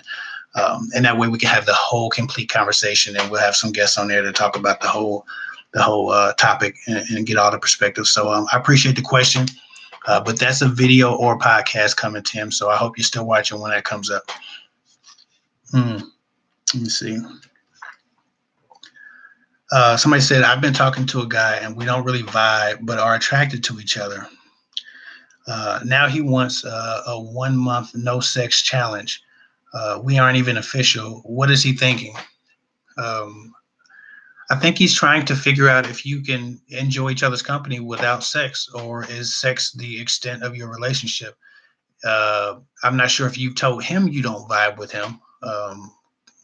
If you don't vibe, you don't vibe. I get it, but he may be wondering about the potential for a relationship, and he might take it seriously. So if he wants to say have a 1 month no sex challenge, I've seen 2 things like this. I've seen men actually wanting to test the strength of a relationship and build on the actual connection and the actual intellectual intimacy and the emotional intimacy that you have in a relationship. So they offer a no sex challenge. I've also seen men who wanted to calmly back away from a woman sexually without feeling obligated or guilty about leaving her behind, pretend to need a 1 month sex challenge when they were actually just trying to create space. So that's a thing. I don't know if he's trying to back away from your benefits situation completely, and get away from you, or he's really trying to test the strength of the relationship or build some strength in the relationship. And that's something that will be determined at a later date, once you either find out that he's ghosted you, or he's trying to actually be your man. So that could go one of two very different ways. Um, Somebody said social media is all about marketing yourself. It's all about validation on the internet. So you better step your social media game up. I don't know. I don't. Maybe it's for me. I don't know if they're talking to me, but I don't. I don't. I don't really. I think I'm talking to the audience that need it, and it's always about me touching people who need it. That's the first. That's the first goal of mine. I do not care to be internet famous. I would actually prefer to always be able to go to the grocery store without being bothered. To be honest, so uh, I really ain't trying to get too social media famous. I want to be well known for the fact that if people know me and can reach me, I can help them and I can help more people. I can touch more people. So that's why I want to be well known. But I do not have an affection or an affinity for any kind of minor celebrity internet fame that you can get from being popping on the internet. Um, social media is a very interesting place. The more of that you get, the more people assume of you. But social media doesn't actually benefit a whole lot of people. It's a lot of people with millions of subscribers or millions of followers on this platform and that platform, and still can't pay their bills. So that don't really mean nothing to me. I just want to help folks. But I appreciate you though. Somebody said any decision to change and unite starts with self. Great topic. Exactly. Just Chilea, or Chile. I'm gonna beat your name up. So sorry. Uh, anyway, that's a great topic. You must be the change you wish to see in the world. So, as a people, especially Black people, if we're speaking specifically to them, um, we have to be the change we wish to see in the world, and not that we're wrong or inherently, like I said, flawed in our approach. Now, I guess there are some flaws, but every race has that. Um, there are things that we can do better for each other. That would erase some of that colorism. That would erase some of that frustration that the women have with the men and the men have with the women, and the infighting. I just don't think that it can be solved in one video. It's a really long conversation. It's probably a series, but I don't want my channel to be the Black Love channel. And so, if I start another channel one day geared toward Black people, that might be an idea I explore. But there's so much to be said about that's just a whole nother YouTube channel. And right now I don't have the time to even dig into that stuff. So I always just tell people to be the change you wish to see in the world, right? That's why when I see young Black men, I tell them what's up. You know what I'm saying? If I see them have a nice car, I always congratulate them. I show love to other Black men and Black women. I love Black people. I love my people. I just like I speak to white people, I speak to Asians. When I see Black people, I speak to them, even if they don't want to look at me, even if they don't want to talk to me, even if they're looking down, I talk to them anyway. It's because I love my people, and I have to be the change I wish to see. So I can't ignore people who look like me as they pass by. I give them honor, I give them love, I give them respect, and that's the change that you have to make in yourself if you want to see a different world for your people, whatever people those are, whether that be Mexican, Muslim, and Muslim obviously isn't a race, but whatever your people are, whatever your group is, be the change you wish to see. Somebody said, and then he'll become fake. I'm assuming they're talking about me after I get some fame or something. I don't know. CMT gave me $5. No question. I appreciate you. Thank you. I don't know. I guess you'd have to care about what people think to become fake. There has to be an attempt to appease people. I don't care nothing about appeasing people. I think that people are finicky and fragile, and they forget way too quickly. And so I don't really care to impress people over impressing myself and over helping people. I want to help people. I don't care to impress them. Sometimes people write me and I basically go off on them. I know they won't be impressed by that, but it's what some people need. So I don't care nothing about that. I want to affect change in people, positive change in their life. Chrissy Crosby gave me $5. I appreciate that super chat. Thank you so much. Like I said, yeah, I ain't got to do it, but you're doing it. And this is greatly appreciated. Let me see. Somebody said, you're genuine and your words are powerful. God bless you and your family. I appreciate that. Thank you. Uh, each one teach one. You are contributing to the greater good. I'm trying, Lisa. I'm definitely trying. Um, Somebody said, the longer you tolerate abuse, the more it becomes your normal, and rebuilding yourself can take just as long. I pray that she leaves him for both of their sakes. Keep her close. Um, Whatever y'all talking about, I'm with her. I'm definitely with her. Tawanda Vance says, thanks for some real advice that we can all apply. I appreciate that. Thank you. Love the super chats. Love the super chats. I'm not mad at the super chats. Um, Love the fact that you are honest regardless. Yeah, listen, I try to be. A lot of people they're protecting a brand. And I'm realizing that now that I'm probably going to have 100,000 subscribers sooner than later. I have a brand, right?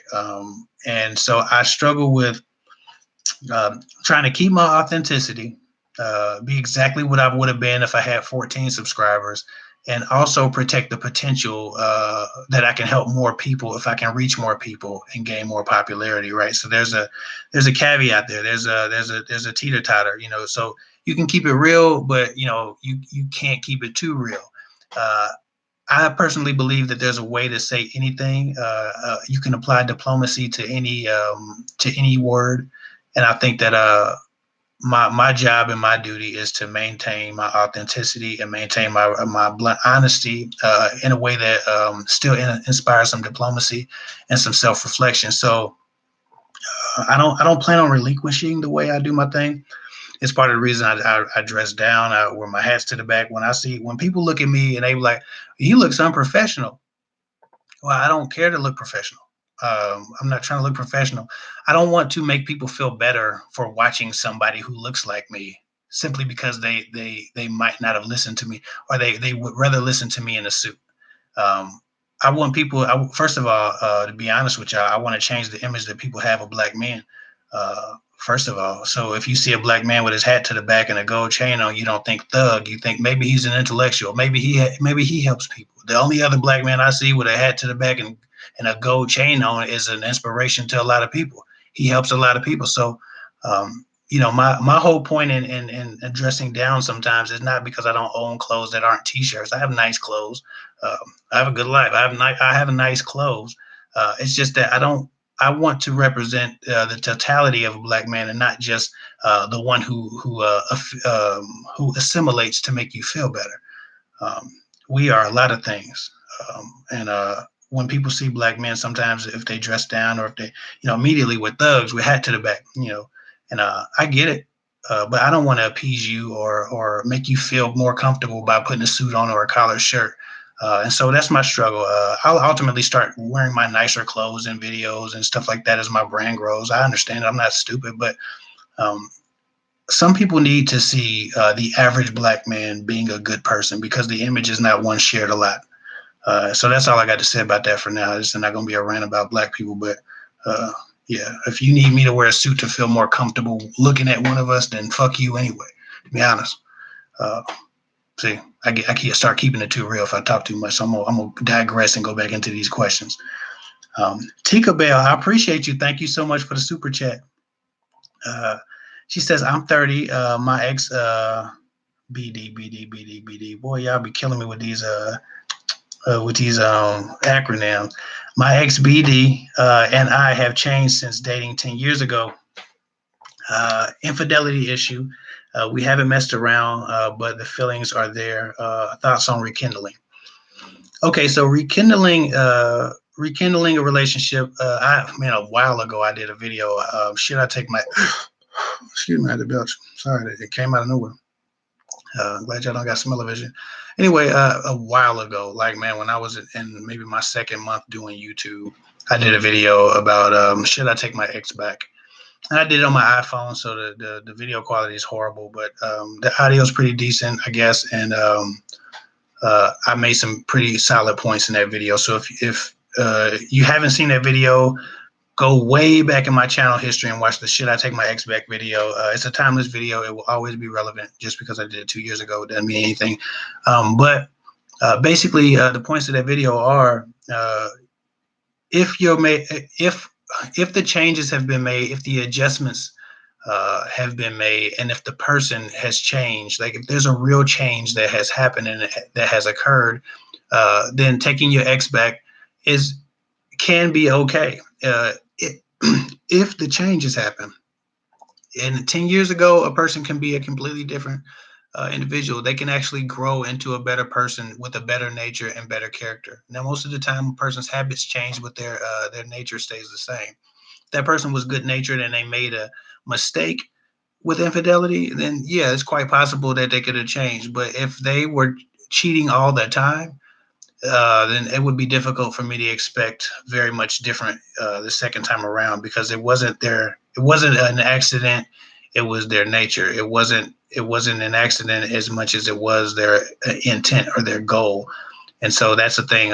If there was a lot of cheating, a whole lot of cheating, I'm not sure how a 30-year-old man has made the turnaround to that, because he ain't tired yet. So if he didn't care about your feelings 10 years ago, just because you have feelings for each other, you feel like you haven't explored the relationship, or you're not done with each other. Just because you're not done with each other doesn't mean he has better character than he had before. It doesn't mean that he has new integrity. It just means that you miss each other. So I'm not sure if that's a smart idea on your behalf. If he was the one with the infidelity issue, you could have been the one with the infidelity issue. And if that's the case, if you still ain't shit, then no, I wouldn't re-enter the same situation without confirming that this person has changed or been different. And so you got to figure out if he's been cheating on his last girlfriends or the girlfriends he's had since he's been with you. You got to do some digging, but don't just go into that just because you miss him, expecting him to be a better person, because he may not be any better or any different than he was before. Okay. Somebody said I'm 30, but I've never dated an Asian man. I'm not sure if that's connected to a conversation, Eva B313, but that's very interesting. A lot of people haven't dated an Asian man, I suppose. Shannon said, "That's right. F them anyway if they can't accept you." That's how I feel. I'm not looking to. I'm not looking to assimilate. I work at a government facility, and for a while I was trying to climb the ladder and make people feel more comfortable. I'm being the youngest person around all the time. Being a bit urban in my presentation. I'm from the projects, but I'm not project. I'm from the ghetto, but I'm not a ghetto person. But I don't blame ghetto people for being ghetto. You are your environment. You are the culmination of your life experience.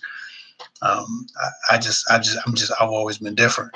But I've in my life, there have been times where I tried to assimilate and make people feel more comfortable with me, with my demographic, with my presentation, or with my style, with anything. And then I'm taller than I'm not taller than everybody, but you're 6'2", so you're tall and you're urban and you're young. You can be intimidating. There's assumed that we have this anger. We're all angry and violent, and it's bullcrap. But anyway, so you go through a lot trying to assimilate, and in my lifetime, I've learned that I just don't care to assimilate or make people feel comfortable with my demographic. If you don't like it, you don't like it, and kiss my fucking ass. That's just how I feel. But I love everybody, and I just hope to get the same love back. That's all. So that's how I feel about that. For the people who said, yeah, F them, yeah. You grow into that. It's not something you're born with. You want everybody to like you. You want everybody to feel you. Max Freak said, "Kev, we missed you, man. Missed your face. I appreciate it. Wonder if you missed that last video from last week. I put a video out last week, and it did pretty well. So maybe you seen that, maybe you didn't. But I'll be dropping another video this weekend. I got the next 2 videos already prepared mostly. So there will be at least videos for the next 2 weekends in a row. Maybe even be an extra one during the week here soon. I got a few in the chamber at this point. and I'm off. I got another work day coming up, so I'll probably be writing some more. So the next few weeks will probably be chock full of videos. She said, thanks to you. Somebody said, thanks to social media and European standard, the world sees people of color differently. Yeah, absolutely. That's absolutely true. Somebody said, Tiki Bell, make sure he's worked on himself and you work on yourself as well. Had he changed? Yeah, that's the question I would ask her if she's considering getting back with her ex-boyfriend. Is if he's a different person, he has to be if she's gonna get back with him and he was a cheater. Um, let me see. Somebody said, preach. I don't think about it, but yes, the image of the black man needs to be recalculated and intellectual with his hat back. Uh, we would accept that from a white billionaire, right? We absolutely would. A lot of come on, like, uh, what was that? Mark Zuckerberg. He wears a T-shirt everywhere. He just started wearing suits. He was wearing a T-shirt everywhere. Nobody was like, "Oh my God, look at this low class." Don't So we just have to change the image that people have of us by being the change we wish to see in the world. And like I said, a lot of us just don't get the opportunity to grow out of whatever stage where we seem to be despised in. So that's the only that's one of the issues that we have in our community, that we don't get to grow out of our idiocy or out of our ignorance. Other cultures get to explore their stupidity and live. We go through that, and then we're either trapped in the criminal justice system or we're killed by us or police or whoever else wants to do it. Let me see. Yeah. Zuckerberg, Gates, Steve Jobs, they wore what they wanted to wear. They looked how they wanted, and nobody questioned it. If somebody else wears their hat to the back, they just look like a frat boy. If I wear my hat to the back, I look like a thug. Like, I've been called all kind of criminals for wearing a hat, a damn baseball cap. Baseball players wear hats and nobody says anything. I don't know what the hell's going on, but don't care. Yes. You touch my heart, yes. Man, I was gonna write you today. I was gonna ask you something. Yeah, so I will be in contact with you, and I think we got a talk coming up soon anyway. So I'll get with you. But she said, and thank you for your tithe. Yes, I always appreciate you. She said, Kev, digging the casual look and the cap, digging that you truly care about your audience, digging that Mrs. Hick moderates. So, will you and your wife ever do just one couple's live chat one day? It will be great to hear words from her too. Yeah, I think that ultimately one day she will probably get on camera. I'm not sure if it'll be a live chat. Her gifts are different than my gifts. She'll probably get on a video, and that way she can watch herself. It takes a lot of training of your own anxiety to watch yourself on video. And I think you're experiencing that now, as you've been putting up videos lately, and you're learning to accept yourself on video, getting used to your listening to your voice back, watching your facial expressions, learning how you look to other people. And so that's a lot to cover in just one video for her. So she probably wouldn't start live. She would probably start with a video that I can edit so she can make sure she was looking her best and stuff like that. That's just the natural progression of a person. But if she finds that she likes the camera, then I'm sure she would ultimately grow into something different. And she's been kicking around doing like a makeup channel or something for a while now. But people have to move at their own pace. And like I said, my gifts are different than her gifts. My gifts, I have the gift of charisma and likability. I'm very amiable. I'm open with people. I make friends at the grocery store. She always makes fun of me because I laugh. If she leaves me in an aisle too long, I've made a friend, and she comes back to the aisle, and I'm talking to some guy I've never met in my life or some lady I've never met in my life. So like people gravitate toward me. That's kind of my thing. Her gifts are much more spiritual, much more quiet, so much more personal. But she's very, very gifted, and I'd like her to ultimately do, whatever it is in her heart, when she's ready. I don't have any anxiety about her doing this, and so anytime soon, if she doesn't want to. But we did discuss doing a video where people ask her a lot of questions because people wonder. Most people wonder if I'm a fraud. Yes, right. People wonder if I'm even a decent husband, let alone a good husband, or if I'm a decent father, let alone a good father. Like, people have those questions. People don't just believe me because I say nice things about women on YouTube, and I understand that. And I think that my wife can get on one video and validate me, and cut a lot of people's naysaying out. But at the same time, that video will come sooner than I think it'll come sooner than later. I'm approaching 100,000 subscribers more rapidly than I ever thought I would. And I think maybe around the 100,000 mark, or for some milestone, if it's not that one, the next milestone, we'll probably do a video where you can ask, um, I'm not going to say her name because people go find her on social media, Hick. But some people already found her. She be getting friend requests from all kind of people now. But anyway, yeah, we definitely gonna get my wife on a video one day, but it probably won't be a live. It'll definitely be a recorded video, probably with your questions. We'll have you all submit questions about what you want to know from her, and then she can go through your questions and answer them, and I'll shut the hell up and let her answer the questions, and then we'll put the video out, and that's probably how we do that. Let me see. She said, to Wanda Van says, yes, it does. Watching yourself initially can be nerve-wracking. I too record vids. Yeah, it's a challenge, and it's an adjustment to make, because sometimes you're really happy with an angle, and you like, oh man, I look good in this part. I look good this way, and then you shoot another angle, and you like, man, I ain't shit. I'm ugly. I don't look like nothing. Like, you can have those types of emotions. Now, I'm never ugly. Be honest, but I do feel like there are angles that flatter me more than others, right? And there are angles that I would rather not be seen at, so that's always a thing. And she's not going to discover that. I don't want her to discover that live watching herself, because she's just going to be focusing on what she looks like live, and it's going to throw her off. I still don't like, some angles. I've just recently learned in like the last 3 lives to just not give a damn about what angle I shoot at. And just turn the camera on. I used to take like 3 or 4 or 5 or 10 live thumbnail images to make sure it was like a decent enough picture, but now I just don't give a damn. It's a picture of me looking crazy. I'm in my kitchen, dining room, in the corner. Yeah, because it's just good sound in here, and it's comfortable. But I don't pay much attention to it anymore. So anyway, back to the questions.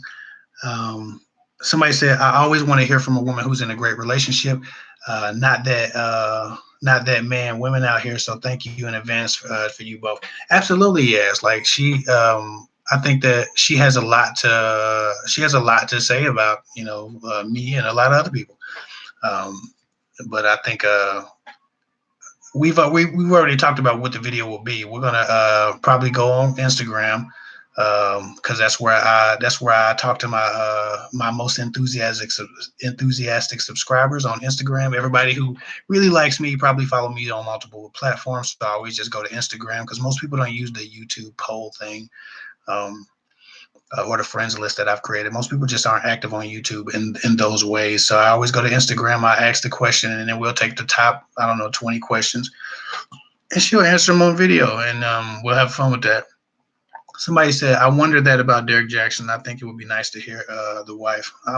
I'm sure one day, well, I don't know. He's been on for a while, and y'all haven't met his wife, so that may or may not happen.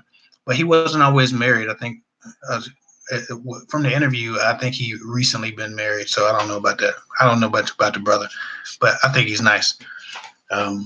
Somebody said, don't let nothing be... I don't know what she's talking about. She said, don't let nothing be on your clothes that you thought were fixed. Yes, like, I've seen a stain on my shirt or a piece of lint, and when I'm editing a video, I'll focus in on a stain or a shirt or a piece of lint. It can be nerve-wracking when you're learning to accept yourself on camera. And I keep shaking this camera. I'm sorry. Let me see. I'm so glad I caught this live stream. I'm so glad you did too, Seattle girl. Appreciate you for watching. Somebody said, what I appreciate the most about you is that you give your full thought to every question someone asks. You give about 4 different insights. Even when someone asks a short question, it shows you care. I absolutely do care. And that's one of my problems is that I think I'm rambling and I don't know when people are getting value from what I'm saying or not, but I'm just dumping my thoughts because I know that multiple perspectives are better than a single perspective. And even if one perspective is the correct answer, somebody's going to be in the comment section eventually like, yeah, but you didn't say this and therefore what you said was wrong. It's no low that point is in compliment to what I said. It's not in opposition to what I said.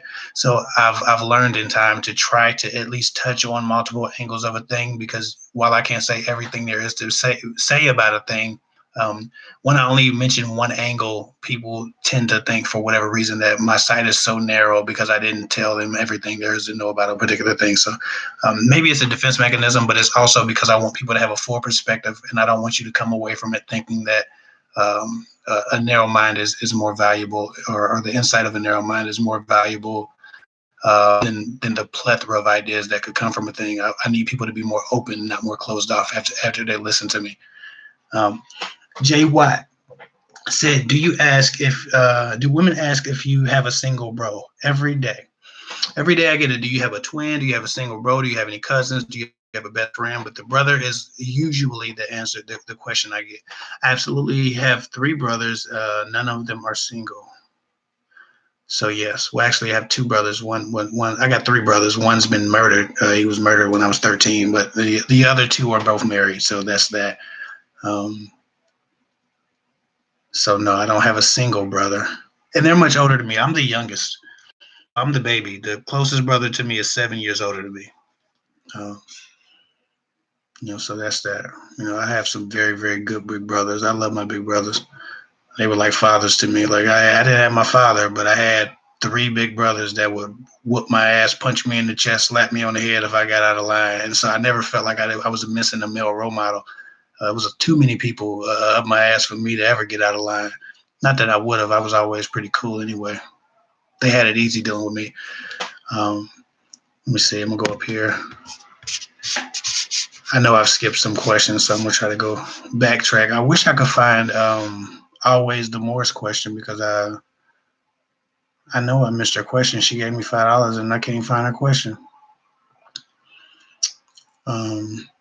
Okay, somebody said, so I finally met my friend. We met on IG and we've been talking as friends. He said he'd like to be in a relationship eventually, but doesn't text me much anymore. Thoughts? If he's not texting you much now, Maria Toria, that's a really cool name, by the way. If a man's not texting you much now, but he's telling you maybe he wants a relationship in the future, then he's losing his interest in having that relationship with you. Communication is the communication frequency is the single largest indicator to me of interest. When people like you and they want you in their life, they communicate with you more. When they start losing that feeling or that enthusiasm about the potential of you in their life, they communicate with you less. That's just how that goes. It can be triggered by boredom or just general lack of interest. Sometimes the conversations dry up and you lose that way.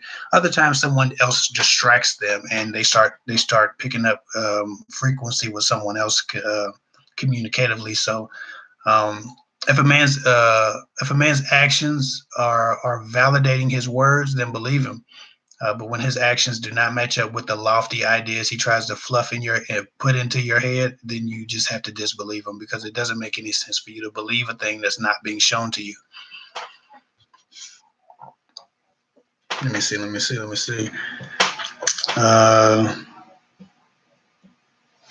People be assuming because of looks, a lot of things, spreading gossip. Yeah, people always judge a book by its cover, no matter what.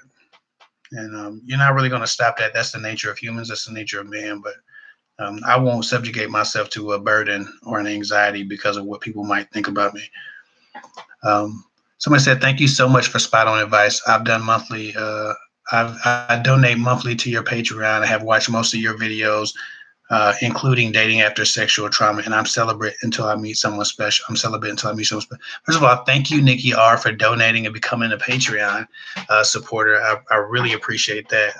You're a super, super, super supporter, because most people thank me with their words, but they don't do so with their actions. And so, like I say, anybody who leaves a super chat or shares the video or donates money to Patreon or purchases email advice through my website, or even a phone consultation through my website as well. Like, Those are people who are really going out of their way to support me. Those are people who are supporting me with their actions, not just their words. And while I appreciate the verbal support, there is no substitute for active support, right? So I just really appreciate that. So thank you for being a Patreon. I'm actually going to do my first Patreon only video here pretty soon. And so I've been trying to gather ideas about what to bring to Patreon audience, but people haven't learned to be active on Patreon. So I'm still trying to get some more feedback from those people in particular about what they want to see on Patreon, because it'll go. I'm sorry, I had to adjust my seat. I was falling on the seat. I got a pillow on the seat. Um, it'll be just for Patreon for a while. It'll probably come out a month before YouTube's video, before it comes out on YouTube. And so I just wanted to make sure that they got dibs on what that subject would be, and I deliver it for them what they wanted. Someone said Asian men are bomb. So listen to Matt 11 on Asian Man. Um, should I ask guys out, make the first move? That depends. I did a video recently on why you should, um, the instances in which you should, and how you, and not necessarily how, but the reasons why it's okay in some instances. And so you should probably check that video out to get a bit of context and some background. But yes, you can ask men out. There's a method. There's some tact involved. You don't just go up to a guy, hey, yo, what's your number? You know what I'm saying? That's not how it happens. But I do believe in that you can make the first move by way of making an impression, and almost inviting him to ask you out. And you can actually casually. There are ways and methods to just ask a man out as well. But there's a setup involved. It's just not like you can't cold approach a guy and say, yo, what's your name? Oh, Bob, listen here, Bob. I'm trying to get with you. What's your number? You know what I'm saying? All right, we're gonna go out on this day. Like it's very difficult to pull that off. And I don't think you find a man feminized enough that he would appreciate it like that. But I've been approached like a gentleman by a few women, and it was so smooth that I was like, okay, whatever you say. And so I know for a fact that some women have done it very successfully with me, very smooth, very feminine. Think Alicia Keys in the "You Don't Know My Name" song, like that mood, that tone is acceptable to many men. But there's a certain type of man that appreciates that, and there are certain types of men who don't. So there's some clarity that needs to be had on that. That's a larger discussion overall. Watch the video I made on approaching men, and pretty soon I'll make a video on the more particular pieces of how to approach a man. If you're going to do it, or the very specific instances in which it's an okay idea, or the methodology that you should employ in doing it. But that's a large conversation. Most women don't. Well, a lot of women don't think you should approach men at all, and I just don't believe in pacifying people with fear. I don't feed fear, and most women just would have, out of fear of rejection, just would rather men be responsible for that. And I understand it, but you get people always say YOLO before they do something stupid. I don't think going after what you want is as stupid as some of the other things that people say YOLO right before they do. And so that's just my take on it. Men want women and want love just like women want love. So we'll get into that a bit later. Let me see. I'm gonna get off of here in a minute. In 10 minutes, I'm gonna get up off of here. Somebody said, thank you, Kevin. I'm 49. You've helped me so much. Please answer me on Facebook Messenger. Trish Neil Sullivan. Okay, so you 49. I ain't gonna hate on you, but that's probably why you did the Facebook thing. I usually answer people on Instagram. I just opened my Facebook up, and I didn't open my personal Facebook up. I just made a Facebook page that people can communicate with me on there. I got a lot of every thought that I've ever had isn't a golden thought, right? I've been on Facebook since 2006, which means since 2006, how was I in 2006? 18, 19? I just turned 32. So somebody gave me a super chat. Hold on, let me make sure I hit this question. Um, I'm gonna get right back to what I was saying in a minute. How do you feel about a man that has a chronic illness? How do you feel about a man that has chronic illness, shows love, then pulls away, ends a relationship? He's distant, refuses to discuss it, tired of chasing. I feel like that's going to be a tumultuous relationship. You can still serve a man as his friend if he has a chronic illness. I'm not sure if death is a thing that he's worried about, but I know that he might be too ill to focus on pursuing love, and you might just want to be there as a supporter. If and when he pulls through, that's when you can resume the relationship. Um, so yeah, that's what I feel about that, Angie. I don't.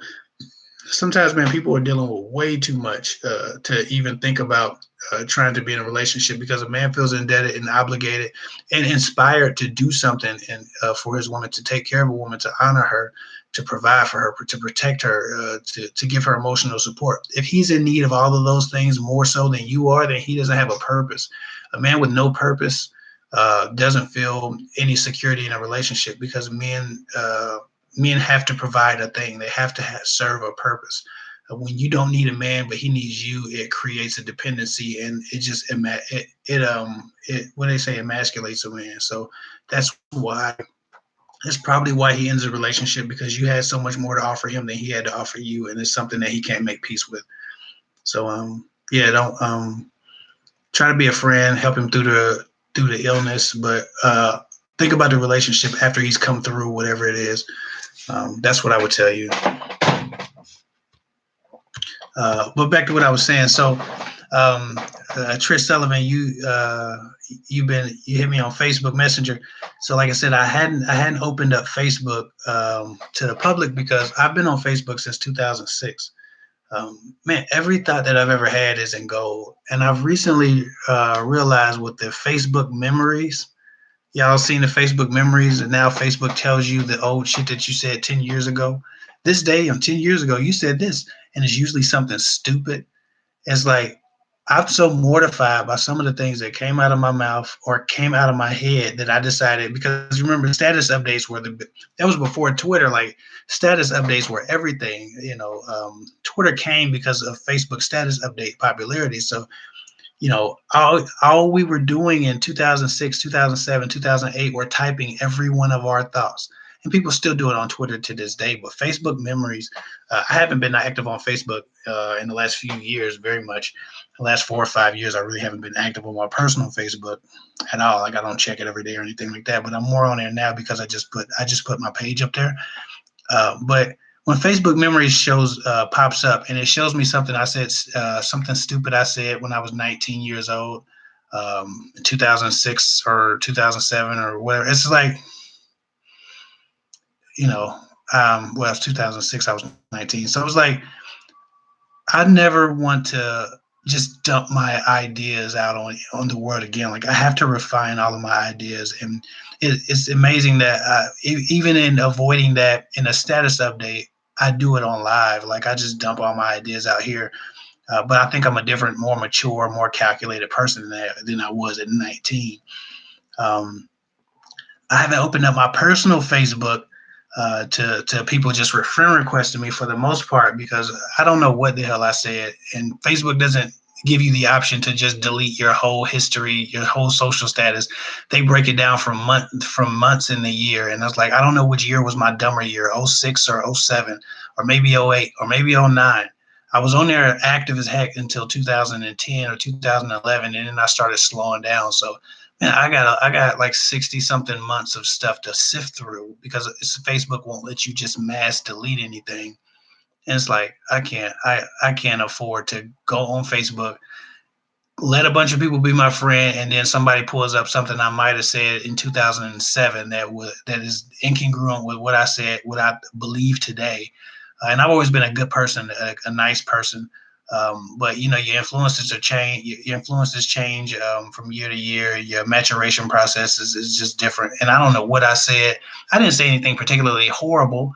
But as time changed, so does man. And I just feel like I need to go through a lot of my old Facebook statuses, because when people go on my Facebook, as soon as you friend request somebody, you deem a minor celebrity or a famous YouTuber, first thing you do is go through years and years of their statuses. Let's see what type of person this is, because now you're on their real Facebook. And I don't even know what I might have said 5 or 6 years ago when I was updating my status every day, but I know it all wasn't gold. I be finding typos and shit from 2006 that still mortify me to this day. Like, you want to share this Facebook memory? I'm like, no, I can't believe I let that go out without the apostrophe or with the wrong you are you are instead of apostrophe re. Like, I ain't interested in the friend request thing at the moment, because I gotta clean my Facebook up. I just don't know what I would have said, and sometimes I used to use the truth as a weapon. My maturation process has involved me understanding when to tell the truth, how much of the truth to tell, and how forcefully to tell it. There were times in my life where I would just smack you in the face with the truth, and that was my pride. I'm keeping it real. Slap. Here's the truth, and you discover tact and method and diplomacy in maturity. And so I wasn't always as diplomatic. I've always been genuine, but I haven't always been as diplomatic. It just depends on what I was going through and what the phase of my life I was in. So um, I got to do some cleaning up on my Facebook before I invite a bunch of people to be my friend. That was a long explanation for probably a question you didn't even ask, but I don't answer questions on Instagram or Facebook Messenger. You have to ask them in my comment section or in my Instagram, or you got to go to the website and pay the very small fee, because my messenger is still for people that I like, basically family members. But I appreciate you, though. Truly, I appreciate you. People should understand growth. They do. But we live in a world now where whatever you said 30 years ago can be brought against you, and you can be fired for some shit you said for 30 years ago. Now, I really don't kiss my job's ass enough to care if they would fire me for anything. I think I'm doing okay. But at the same time, um, I don't even want to deal with that. Like, there's people running around here right now. There's millionaires that's losing their fortunes because of some shit that they said on their personal pages 14 years ago. I was like, I get it that we have to honor people and be respectful of people and have a bit of political correctness. But right now, it's overboard. So I don't even know what the hell I said in '06. What rap lyric I quoted in '06. What my stance on certain political issues were in '06. How forcefully I said what my political stances were in '06. I don't even want to dig into it. All I know is somebody be on there like, I liked you until I seen that quote from '07 when you said this and thus, and so I don't want to deal with it. So that's that. Tim Henson says, see Steve Brown colorism videos before your podcast, please. He has several. Please watch them. I would appreciate it. Or invite him to the podcast, Stephen. That's a good idea. I would love to add that as a reference point. If you could send me that, here, I'll text it to myself. I'll dig into that a little later. But what I'll do is I'll put all of my thoughts on colorism down before I regurgitate anything somebody else believes. That's kind of, what is the gentleman's name? Stephen Brown. Okay, I'll look up Stephen Brown on colorism before I do the podcast. But it'll be after I put my own thoughts in. I basically do the podcast. For whatever reason, his ideas can impart a new knowledge, and I'll contact him to see if he's interested in talking about it. But like I said, I would never want to regurgitate somebody's ideas, but I need to educate myself on people who have immersed themselves in that perspective. So I appreciate that, Tim Henson, and I damn sure won't let you down if I do the colorism video. And I was supposed to get off of here a while ago, wasn't I? I was supposed to get up off of here, but I ain't get up off here yet. Okay, let me do a couple more questions, and then I gotta go because it's late. Somebody said, okay, there's somebody having a conversation. My ex Snapchatted me last week and this week, and she messaged me, "Man, I got some guys in here today. Hey, first of all, fellas, I appreciate y'all coming. I really do. My message actually doesn't exclude men. It's just I speak specifically to women because they're the audience. Uh, but most of the stuff that I say is you can just switch the words around, and most of it, because it's psychology based, a lot of it, it goes for both men and women many times. So a lot of guys have realized that and are picking up a lot of stuff from my channel, and I always appreciate hearing from them. And I've been getting a lot of guys write me, just appreciating where I'm coming from, and trying to do for women because it affects them at the end of the day. It helps men get more stable, more healthy, more ready women when they are in the dating atmosphere. So I'm helping everybody. But he said, my ex Snapchatted me last week, and this week she messaged me on Twitter. Does that mean my ex misses me? Absolutely. People aren't searching, and I don't know if she was already on your friends list, but especially if she wasn't on your friends list, if a person is searching for you on social media just to contact you, and they haven't been in contact with you in a while, it's because you're on their mind. They're thinking about you. They're probably feeling some attraction towards you. That's the thing too. Daydreaming about old times. So that can be that's definitely a sign that they miss you because someone who's not missing you isn't contacting you. That's just not a thing. So you're definitely on their mind for some reason or another, and usually, most likely, it's because they're missing you, or they found a picture of you, or something reminded them of you, and now they're finding themselves attracted to you more and missing you more. That's absolutely true.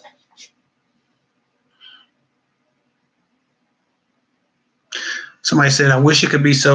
I wish it could be simple. Like, look, I'm grown. I'm feeling you. You feeling me. Let's do this. Nah, just games and tests. Absolutely. But I think that courtship is one of the necessary evils. I think that if people just ran up on each other and said that, I always said the same thing too. But there still has to be a certain level of courtship involved when you meet some. Good gracious, I got the hiccups and the belches and all kind of stuff. But there still has to be a certain level of courtship, a little bit of back and forth when you meet somebody, because it's the way you discover someone. If you just can agree that you're going to be with each other, then the discovery obviously isn't as exciting, and I think a lot of flames would die down a lot quicker because there's no interest. Some people need anxiety to maintain interest. Some people need suspense to maintain interest, right? Some people need a bit of fear to maintain interest. If somebody said on the second day that y'all was talking, "Hey, I like you, you like me, let's be together, or let's just talk to each other, no games." It seems like it would be cool, but in the situations that I've done that, or someone's done it with me, it seemed to stunt the growth of the relationship, because the excitement is what pulls people closer together. It stunts the bonding process, right? The anticipation of bonding and the realization that it's happening is part of the excitement. When you just jump right into something, sometimes, not every time, but sometimes it can kill or it can stunt the growth of the bonding. It can slow bonding down or stop it completely when people don't feel like they have to work to impress you. So that's the thing. Um, Things could be much more simple, even so. Uh, but most people are cowards. To be honest, every one of us has a cowardly thing that we're doing as it pertains to relationships, and most people just don't want to put themselves out there to be rejected. And that's the bottom line. And so that's what the testing is, and then sexually, a lot of women are looking for a relationship. You're trying to trick a guy into a relationship. He's trying to trick your draws off. So you can't just be straight up and say, "Hey, I want your draws. I want a relationship." Well, this is a mismatch. It's over. Don't worry about it. Don't call me back. Don't call me back. That's not how it works. A man's going to try to trick your draws off without giving you the thing that you want, by telling you just enough for you to infer that he doesn't want a relationship, but he won't outright say it, because then you won't give him no draws. So there are a lot of things in play with the games and stuff, and it just depends on what the situation is. But most people are just avoiding rejection. Somebody said, and some people need a slap of truth. Absolutely. And I was slapping the shit out of people with truth in '06 and '07 and '08, probably '09. I would slap somebody with the truth so damn hard. And, it, you know, I guess my gift can, like I used to call it my gift and my curse, right? I have a way with words, but I can also have a very negative way with words. So I have the power to uplift and empower, and I also have the power to destroy people with my words. Um, and being as sharp as I can be sometimes mentally, I can tear people down as easily as I can build them up. It doesn't live in me or exist in me to want to tear people down, but that doesn't stop it from being the result, right? And so sometimes while I do judge a man's intentions, and I base everything off intention, your intentions don't matter when you hurt someone or when you hurt a lot of people at the same time. And so I'm not sure about, like I said, I just don't know about the execution of my thoughts so many years ago. It's 2018. I don't know what the hell I said in 2006. I just know I would still put my middle fingers up in pictures. So that's where I was at in 2006. I was a really cool guy, really smart guy that you might date. I had big ass rims on my car. Like in 2008, still wearing, I was Jordans and, all of this stuff. I was dressed like, I had the uniform on, and I still had my middle finger up in 2006 in pictures, because I was 18 and 19. So that's, I don't know what the hell that Kevin with his middle finger up was talking about in 2006. And I don't want to find out by somebody putting it on, I don't know, Instagram or blasting me somewhere talking about, look at Kevin, and y'all think he's somebody, he a fraud, because look what he said 12 years ago. Ain't nobody got time for that. So that's where I'm at. I know who I am now. I know who I was then. I knew at the time, but I can't remember who I was from this year or that month to this month. So Facebook needs to clean up before I start accepting people on my personal Facebook. But if y'all want to support me, go to my channel and share my videos on Facebook. If y'all want to support me, y'all can go to my channel on Facebook, pick a video that y'all like that identifies with what y'all believe in, and y'all can share that right on Facebook. Because Facebook be trying to charge me $20 for advertising every time I drop a video, and I don't pay it. I never pay it, but they won't show my video to more than a few dozen people because they want me to pay to show people the video. That's just how Facebook works. Facebook wants money, and I get it, but I'm not about to pay. I'm not about to pay to get popping. I just don't believe in it. I'm not that guy. I am really horrible at keeping my word about getting off of here. These doggone lives be long as heck when I do them. One time I did 3 hours. I don't know what the hell I was thinking. I was helping people, I guess. It went well. Somebody said, "Oh, this is interesting." Annette English. I'm a lupus survivor, and it's scary when dating. It takes a strong person to be there for that person. You need to really know what you're getting into. Absolutely. You need to have a man that's mature, have a man that's nurturing, have a man that's strong, have a man that's very, very responsible and very dependable. He has to take pride in those things. There are men who take absolute pride in their ability to hold a woman together through tragedy or sickness, right? But you need a man's man. If you're fighting a chronic disease at all, you need a man who understands his responsibility to be your rock. And so, absolutely, Annette English, you need somebody who really knows what they're getting into and understands the responsibility. Those men exist. They're just not as common as men who want to hit it or want to play and want some head. Like, those men exist, but you might have to date outside of the proverbial type, whatever your proverbial type is, or the thing that you usually fall for. You might find that the strength in a man like that won't be in the package you're used to or the package you're shopping for. It'll be in the package of a man that you usually neglect to look at, the type of man that you might not be interested in. Initially, maybe he won't have the hairline that you like, or the body type you like, or the height you like, or the style you like, or the swagger you like, or the job you like, the finances you like, the bank account, but he may be great for you. And you start to love a person. A person becomes your type when you fall in love with them. So people select men based on their type all the time, and what they don't realize is your type becomes who you love. Whoever you fall in love with, that becomes your type at that moment. You start to see a person physically for who they are to you emotionally when they're good to you. And so your type can change. And if you're looking for a man as powerful as that, you might have to look outside your type sometimes. Give a good guy a chance. God will send you somebody. Let me see. God's word saves 7 5-year-olds. Thank you so much. I appreciate you. No question, but it's just love, and I appreciate the love. Um, Let me see. I don't think my wife always she'll text me when I gotta get up off of here, but I don't think we good. Um, yeah, I appreciate you. I appreciate that, God's love. What do I think about cougars, Kim Jai? You're probably gone now. I don't know when you asked this question. What do I think about cougars? To be honest, as a young man, uh, I don't mind cougars, uh, but I'm married, so I don't benefit from them.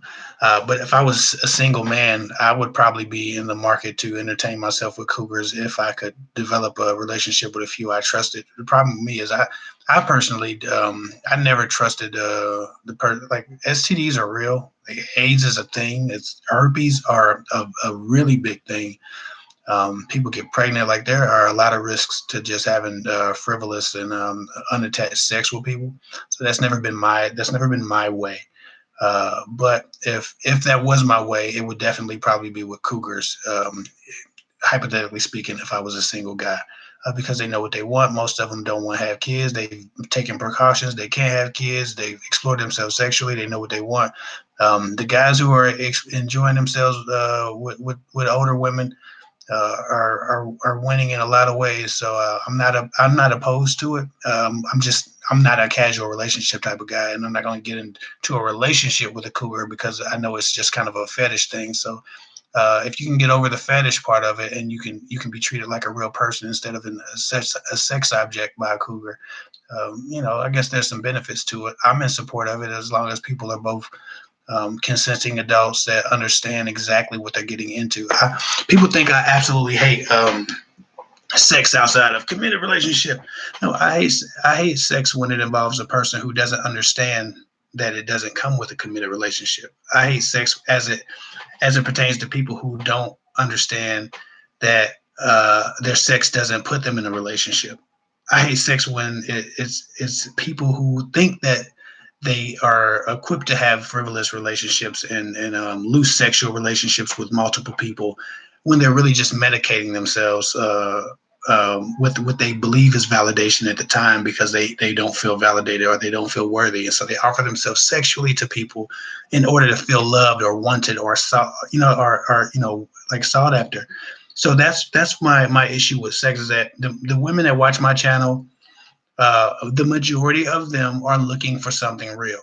Um, and you can't get something real giving up the draws on the first night in most cases. It's not the thing that it's not efficient.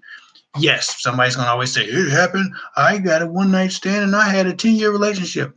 You are an outlier. You are not. You are the exception. You are not the rule. That's unlikely and it's inefficient. And if you push that as an idea to a relationship, then you are just misguiding people because it's the most inefficient way to get a relationship is to go be promiscuous. That's a very inefficient way to find happiness. If you're a person who needs a relationship or needs the comfort of actual love. So that's my issue with sex. But cougars, usually they're very strict. They're very straightforward about what they want. Cougars are really cool, and they understand what they like, what they need, what they don't like. So those guys, those young men who are servicing the cougars are winning, in my opinion, because no one's getting hurt, and that's all I care about. Getting to the end of your life without taking on too much damage so that instead of sitting back in a rocking chair regretting every minute of your life, you can sit back in a rocking chair and think back on all the great life and all the great days and years you had and not being bogged down with regret, dying with a scowl on your face. um, all right, listen here. I gotta get up off here. My ass is starting to go numb because I've been sitting in this cheap dining set seat for a while now. I just like this corner of the room. I just feel like it's cool and it maintains the anonymity in my house. So that's all good. But anyway, listen. I appreciate everybody for watching. I love everybody for watching. I'm definitely gonna try to find the young lady's question that I couldn't locate. That gave me the $5 super chat. But anyway, y'all have a good night. It's all love. Thank you for joining me on this live stream after the other one shut down, and I will get with y'all later. Y'all be cool. I'm gonna hit live. I'm gonna hit end live stream, and it's probably not gonna do it. But hey, good night.